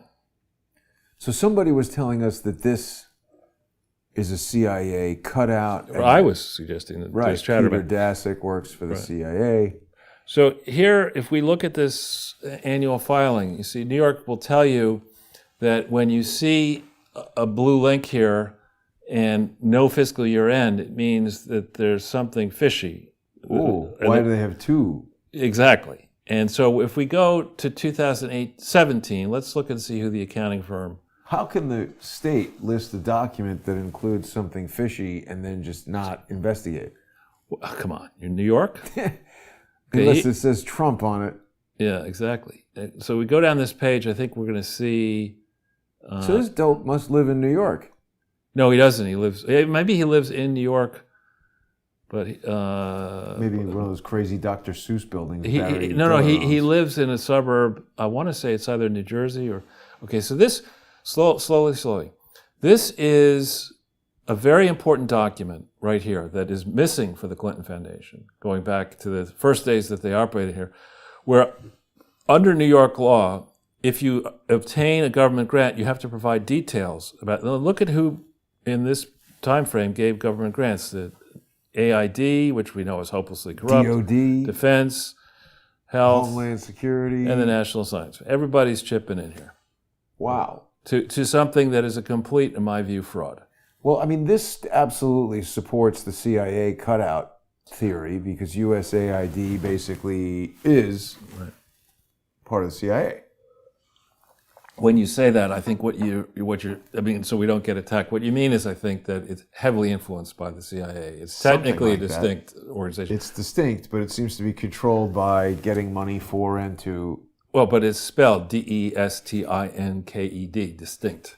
It's not distinct, it's distinct. Yeah. So here we go. Let's see who the auditing firm here is. We go to the very bottom of this. It's BKD, signature. Isn't it? Oh no, Loeb. It's Loeb and Troper, but it's a guy's name, Aaron Shapiro of Loeb and Troper. And I think when we started on this, sign it. So you may have signed it. You may have signed it by electronically. But so when we first got involved, I think this is what we saw. Let's go to the next year, go back into the index, and see what happened to Aaron Shapiro. Okay, And let's look at the. Did we look at That was 17, I think. That was 8. Yeah, let's go to 18. And who do you think? BK. Audience. All right, now here we have Peter Daszak again, and here's that same form. Look, you get now it's 11 million from AID, it's 2 million from Defense, Homeland Security's chipping in. Why these people are giving All money? that bat guano is really paying off. Right, we got to go get some dogs to cut their throats. Make some dogs too. Now we've got Aaron Shapiro, and he's with whom? BKD. Wow, why did he go to BKD? Well, I mean, because they'd have him, probably. I mean, it's you look at this. Isn't that weird, though, for the individual accountant to follow the... No, it's not weird at all. Another so firm? most likely that Ferb Loeb and Troper was acquired by BKD, most likely. Right. And so, but look at the date of this. This is the 6th of May, 2019. We have, at this point, done 17 to 18 and 18, 2 years, so probably 150 to 200 shows on BKD's malfeasance with the Clinton Foundation. Oh, right. Whatever. And the EcoHealth people say, we've got just the team. Get this BKD team. I'm sure they don't watch the show. Well, I don't know that they, well, somebody is watching this. And to me, let's go back into the index again. And we look at, let's go to the certificate. Let's go up the page a little bit. We've got 2 certificates of incorporation. We've got the registration statement, which we can't find. Recent information is not linked. But let's look at that certificate of incorporation for EcoHealth. Okay, it used to be called the Wildlife Trust, and like the Clinton Foundation, you know, they changed their name from the Wildlife Trust to this EcoHealth Alliance. And my attitude, call me stupid, is that if you set up something that's supposed to hold land where, you know, there's wildlife in it, and you want to keep it so the wildlife stays there, and you don't have this, you know, Terry McAuliffe's builder doesn't say, I want to put up 5,000 homes in this elephant park, looking like Terry McAuliffe's. The elephants can be the ball boys on the tennis court Right. and shoot them at you with the nose. Or we could eat them, but you know, slit their throats. But to change the name, when you change your name from Wildlife Trust to EcoHealth Alliance, and you jump from protecting animals in the wild to performing experiments on trying to have a virus jump and gain function and attack humans, perhaps, that seems to me to be a very different purpose than making sure Bambi and Fido and the elephants and crocodiles or whatever, that they're all happy under the sun in Kumbaya land. There's 2 very different things. And you would have thought as well that the person in charge of this EcoHealth Alliance is not Peter Schmuck, Peter Daszak. Peter Balsack. Who has just doesn't really have academic training overseeing this type of stuff. And it seems nor does Dr. Fauci have the type of frontline medical training that you need to understand the risk posed by the experiments that all these people have been engaged in. So we look at this, and it's like, is it Oliver Twist? Please, sir, may I have some more? I mean, we have these government people are all addicted to running poorhouses for children or whatever and asking for more and more money so they can steal it for themselves. I mean, But then they're not taking care of the children, it seems. Of course not. Every time we look at these things. You trick them out, you sell them, you sell their kidneys, whatever, you abuse them. I mean, so the very people, and it's really on us, frankly, and I'm criticizing myself. I mean, I've been doing a lot of talking these many years. If a number of us went beyond simply talking and said, you know, we need to find people who are going to vote and say to Tish James, this is completely unacceptable that you're going to try to raise our taxes in New York to pay for these ridiculous schemes that don't work. And then you still have to pay $98 to drive on the highway. Right, but staying in New York though is an issue. That, you know, what if you're going to, before you get another nickel out of the beleaguered taxpayer base in this and diminished taxpayer base in New York State, why don't you enforce the laws that are on the books? And in particular, if you're going to pick on people, which I don't think the government should be doing in any event, but if you are going to do it, why don't you pick on people from out of town who moved here and whose only contribution to the economic activity of this city is in overpaying for the Technicolor Armani coats. Yeah, Right. with stolen money, most Well, a likely. lot of sales tax coming through the Armani exchange. I'm from sure. Hillary. I'm sure that I just see the whole. I think they closed that Armani store on Fifth Avenue, didn't they? I don't know. You probably have. That's Uma Abedin's role. She stands there on the side. I remember when I worked in a ski shop as a kid. You'd have a bunch of skis and boots for a family. It ends up being a couple $1,000 or whatever. And at the end, somebody would always try the trick on you. Well, I'll tell you what. I'll buy all this, but you pay the tax. What? That's a standard trick because back there was like 7-8%. No, we're not going to do that. Exactly, and the guy who owned the ski shop was this Viking from Sweden, and he threw the people out of the shop. Don't you ever come back! Wow, it's just I like that style. It's like, you just blew it, bro. Get out. You're out of here. Yeah, and they're like, no, I'm sorry. I don't care. Too Get late. out. Yeah, you're gone. Yeah. Well. I detect by the lull in the conversation that you might be done. I could be done. I'm not sure what else we mentioned Peter Schweitzer's book coming out. You've got some thoughts, I think, about Prince Harry, and we also should comment a little bit about Carrot Top's sister. Was that Jen Psaki? I think it's pronounced Hen Psaki. What did she do? Well, she gave one of her infamous press conferences where this is after the big flop of the Biden press conference. She said, "I know you people are upset that we're not making enough progress. Go have a martini or something." No, even worse. She said, "What you need to do is take your frustrations out, take a kickbox class, and have a margarita." Right. Now, I mean, is that responsible advice? Well, which do you do first? Because if you're kickboxing with the margarita, you're going to get kicked in the face. Right. But I mean, is Jen Psaki taking kickboxing? Because a friend of mine was the amateur champion for like 155 pounds in New York. Serious stuff. Yeah, I mean, you don't want to mess with this guy. Right. And that was kickboxing. I made a little mini 3D documentary about this guy down at the gym and everything, and he was training people, women, men, whatever. But nobody looked like Jen Psaki in there. The girls in this place would kick your ass. And Jen Psaki is not taking any kind of kickboxing class that this guy knows about. I bet you she's drinking margaritas. Yeah, that's right. It's Biden who's taking the kickboxing class, but it's just kickboxing his own ass. Someone's kicking him in the head, and he's like, "Is that somebody at the door?" This is great. I hear a knock. Put a lid on it. But what I wanted to talk about was this Adam Schiff. Well, this is a few days or even weeks old at this point. But Charles, I hear the drums of war beating. Like they're saying that England is sending equipment to Ukraine. Adam Schiff says Russian invasion is very likely. I believe Putin said that, dumb Joe Biden's stupid press conference made war more likely.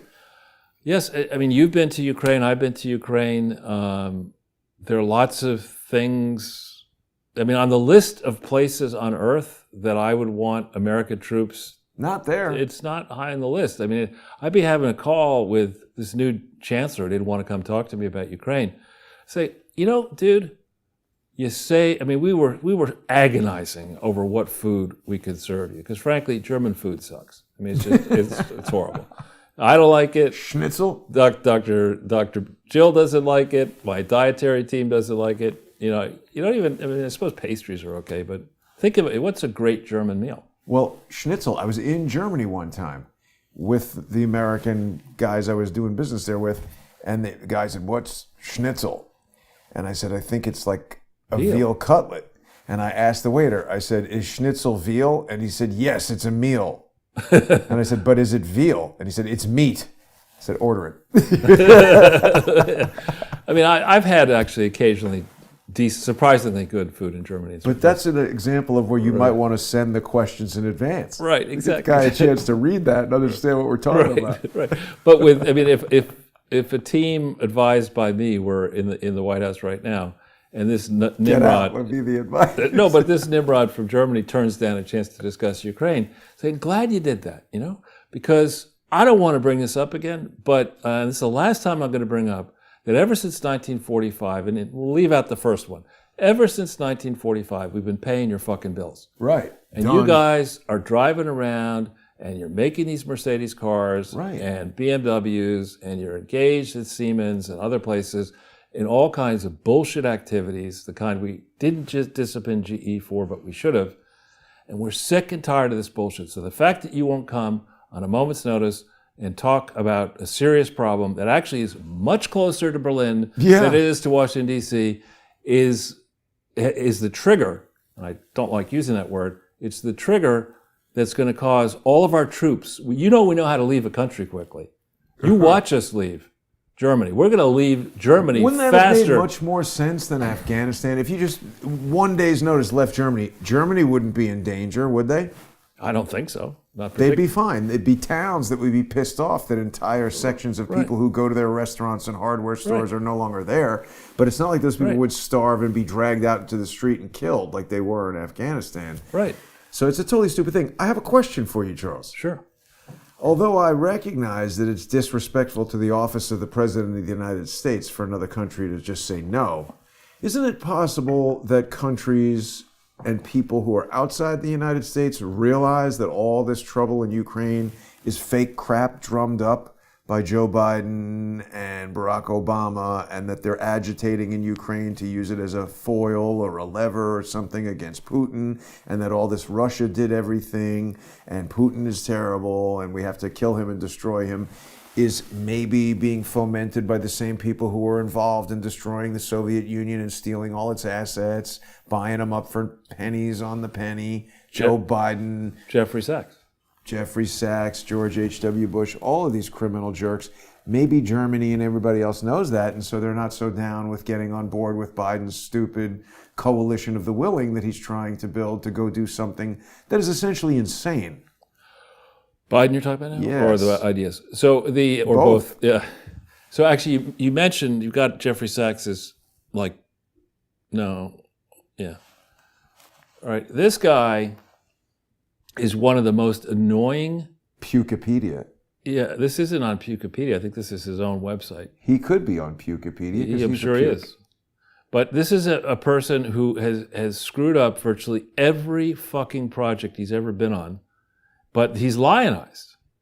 He's director now of the Earth Institute at Columbia University. I like to make him director of the Pluto Institute and send him out there. What is he the director of? The Earth Institute at Columbia. He's into sustainability now. He's one of the guys who was centrally involved. He's a former served as special advisor to Kofi Annan. I could do business with that man. Ban Ki-moon in this latest one. The end of poverty. The end of his poverty. He wrote To Move the World, JFK's Quest for Peace. Yeah. I bet you that's a propaganda rag. And he received the Tuba Academy Prize. That's good to know. Does he play the tuba? No. Legion of Honor from the Republic of France. Huh. Well, here you are, right? And I maybe these universities are great. Of all the universities on Earth, there are many universities, right? He's going to brag about getting an honorary doctorate from Amrita University in Kerala in India, the Macau University of Science and Technology, and the University of Siena, Italy. Siena is actually very pretty. I'm surprised he doesn't have some of these laureate schools. Remember the laureate? There's the Saudi Arabian school of beauty or something like, or fashion. They're all with the black curtain over their head. Now, wait a minute, Charles. Have I shared with you my disdain for resumes that are longer than one page? How long is this? 66 pages. A double 33. 66. A double 33. Quite interesting, yes. Well, this is called a website, and the CV should say additional references available here. Just have one page. Only one page, exactly. Date of birth doesn't need to take up this much space. Well, marital status. The only thing you've turned What are his pronouns, Charles? Well, the only thing you've turned me down on, which I regret, was this idea of a game show, Hero or Douche. And this would be a great candidate for that show. He would be. 66 pages.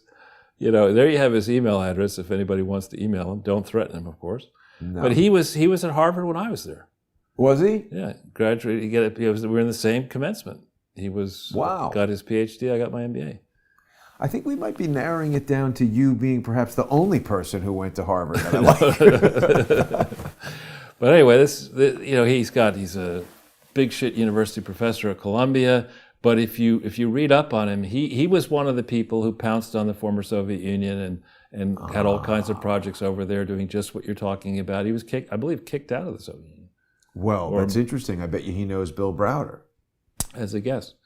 And so you look, I mean, if you're sitting there on the other side of the pond in the former Soviet Union, you've got people like Sachs and Soros and other predators who've gone in and made a lot of money snapping up the assets that had been owned by your government. What's this? Yeah. Soft panorama. I don't know. This just came up when I Googled Bill Browder and Jeffrey Sachs. Yeah. It's the Harvard Mafia, according to this. I don't know. Here, American role in creating Russian kleptocracy. Bill Browder, and here's Jeffrey Sachs. Right.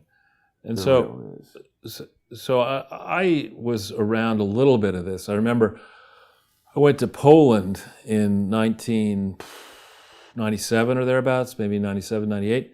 And that we've talked about it before. What they did is they took all of the state-owned companies in Poland and they put them into what are called national investment funds. So there are 15 national investment funds. And they gave the people stock.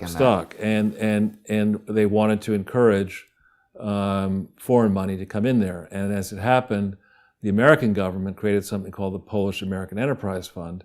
And that was the one that really did actually a very good job. And it was run, and it's going to make your eyes roll here, but it was run by the chairman of Dillon Reed, and John Birkeland. And so he actually did do a good job. And because I knew that money was coming in, real money was coming in, and because I also know that anytime you put out a grab bag of stuff where nobody really understands what's in it, and nobody's going to be able to study it carefully, and there isn't the local environment yet to really do the type of work you need to do on all these documents written in Polish, I saw it as potentially as an opportunity.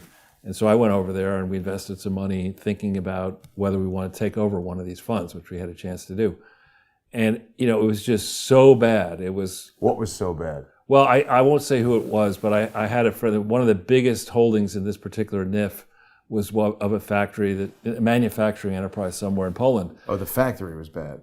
Well, a NIF consisted of holdings in many companies. And so you had to figure out, you take the biggest value in theory, and then you need to go visit the actual company and form a view. So I had a friend who had a consulting firm, a good friend, and I asked him, would he come take a look at this? And he went out there with the promoters of this investment fund and came back, and he was pissed because he had to go long trip on shitty highways in a shitty car and look at this thing. And it was terrible. And the promoter was all excited, Henrik is back, and this and that is and I said, well, Henrik, after we'd had a few drinks getting ready for dinner, what did you think of this factory that you visited? And I went to the accent. He said, Charles, have you seen the movie Schindler's List?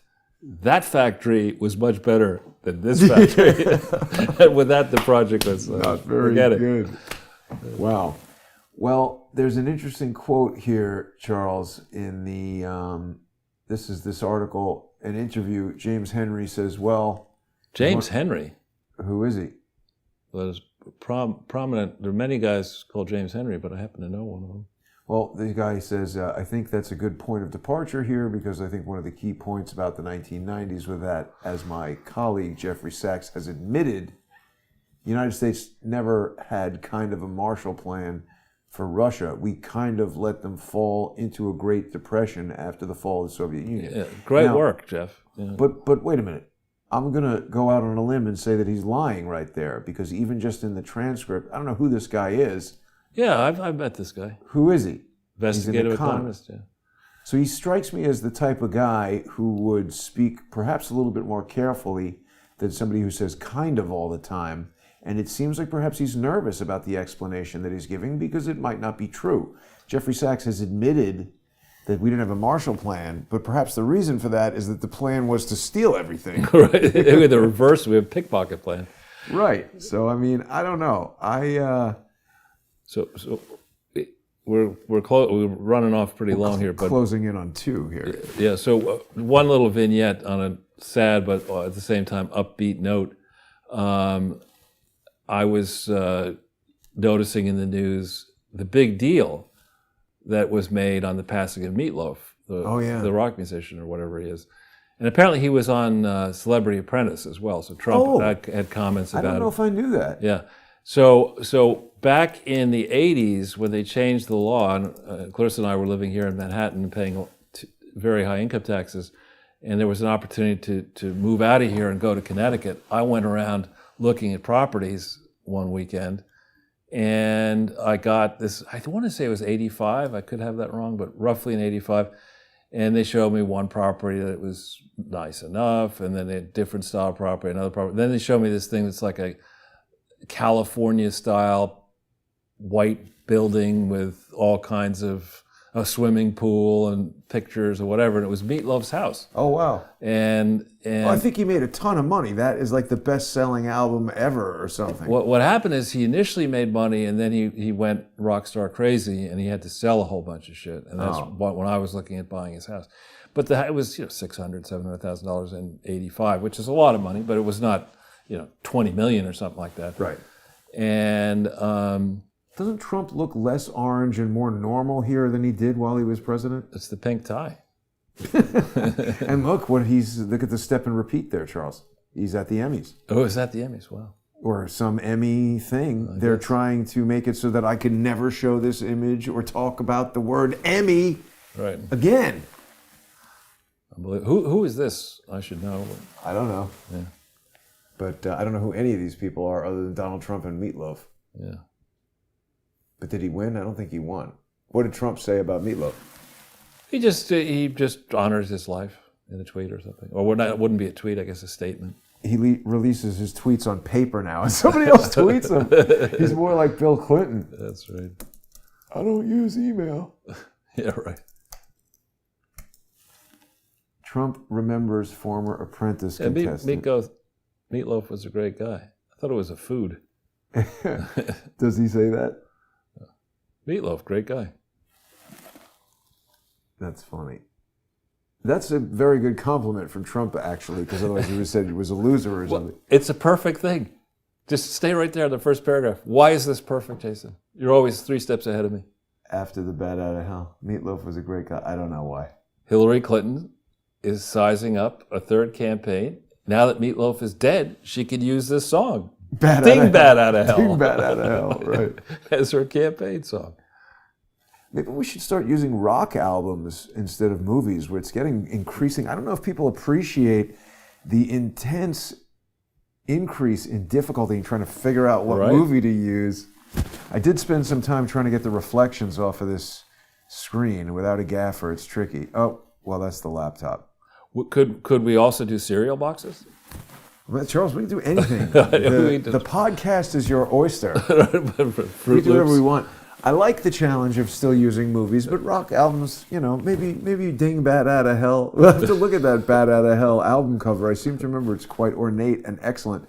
But Charles, I think we'll put a pin in it for now, right here, unless there's anything else you'd like to discuss. Not at all. Delaware Joe is definitely in the temple of dumb. I had an interesting walk around yesterday. I was talking about some of the details of the lawsuits, and there are people around the country who are now going crazy over that, going crazy. You got to be there, already there. I don't know where they could go. They're at that party. Want to thank our viewers and invite people to become sponsors on subscribestar.com/crowdsourcethetruth or patreon.com/crowdsourcethetruth. Your funds will go towards plumbing over there. I don't know what's going on in the kitchen. But thanks for tuning in, everybody. Have a great night. And I have a special guest tomorrow. I'm going to surprise everybody. And it's actually a pretty big deal. Great. Thanks for watching.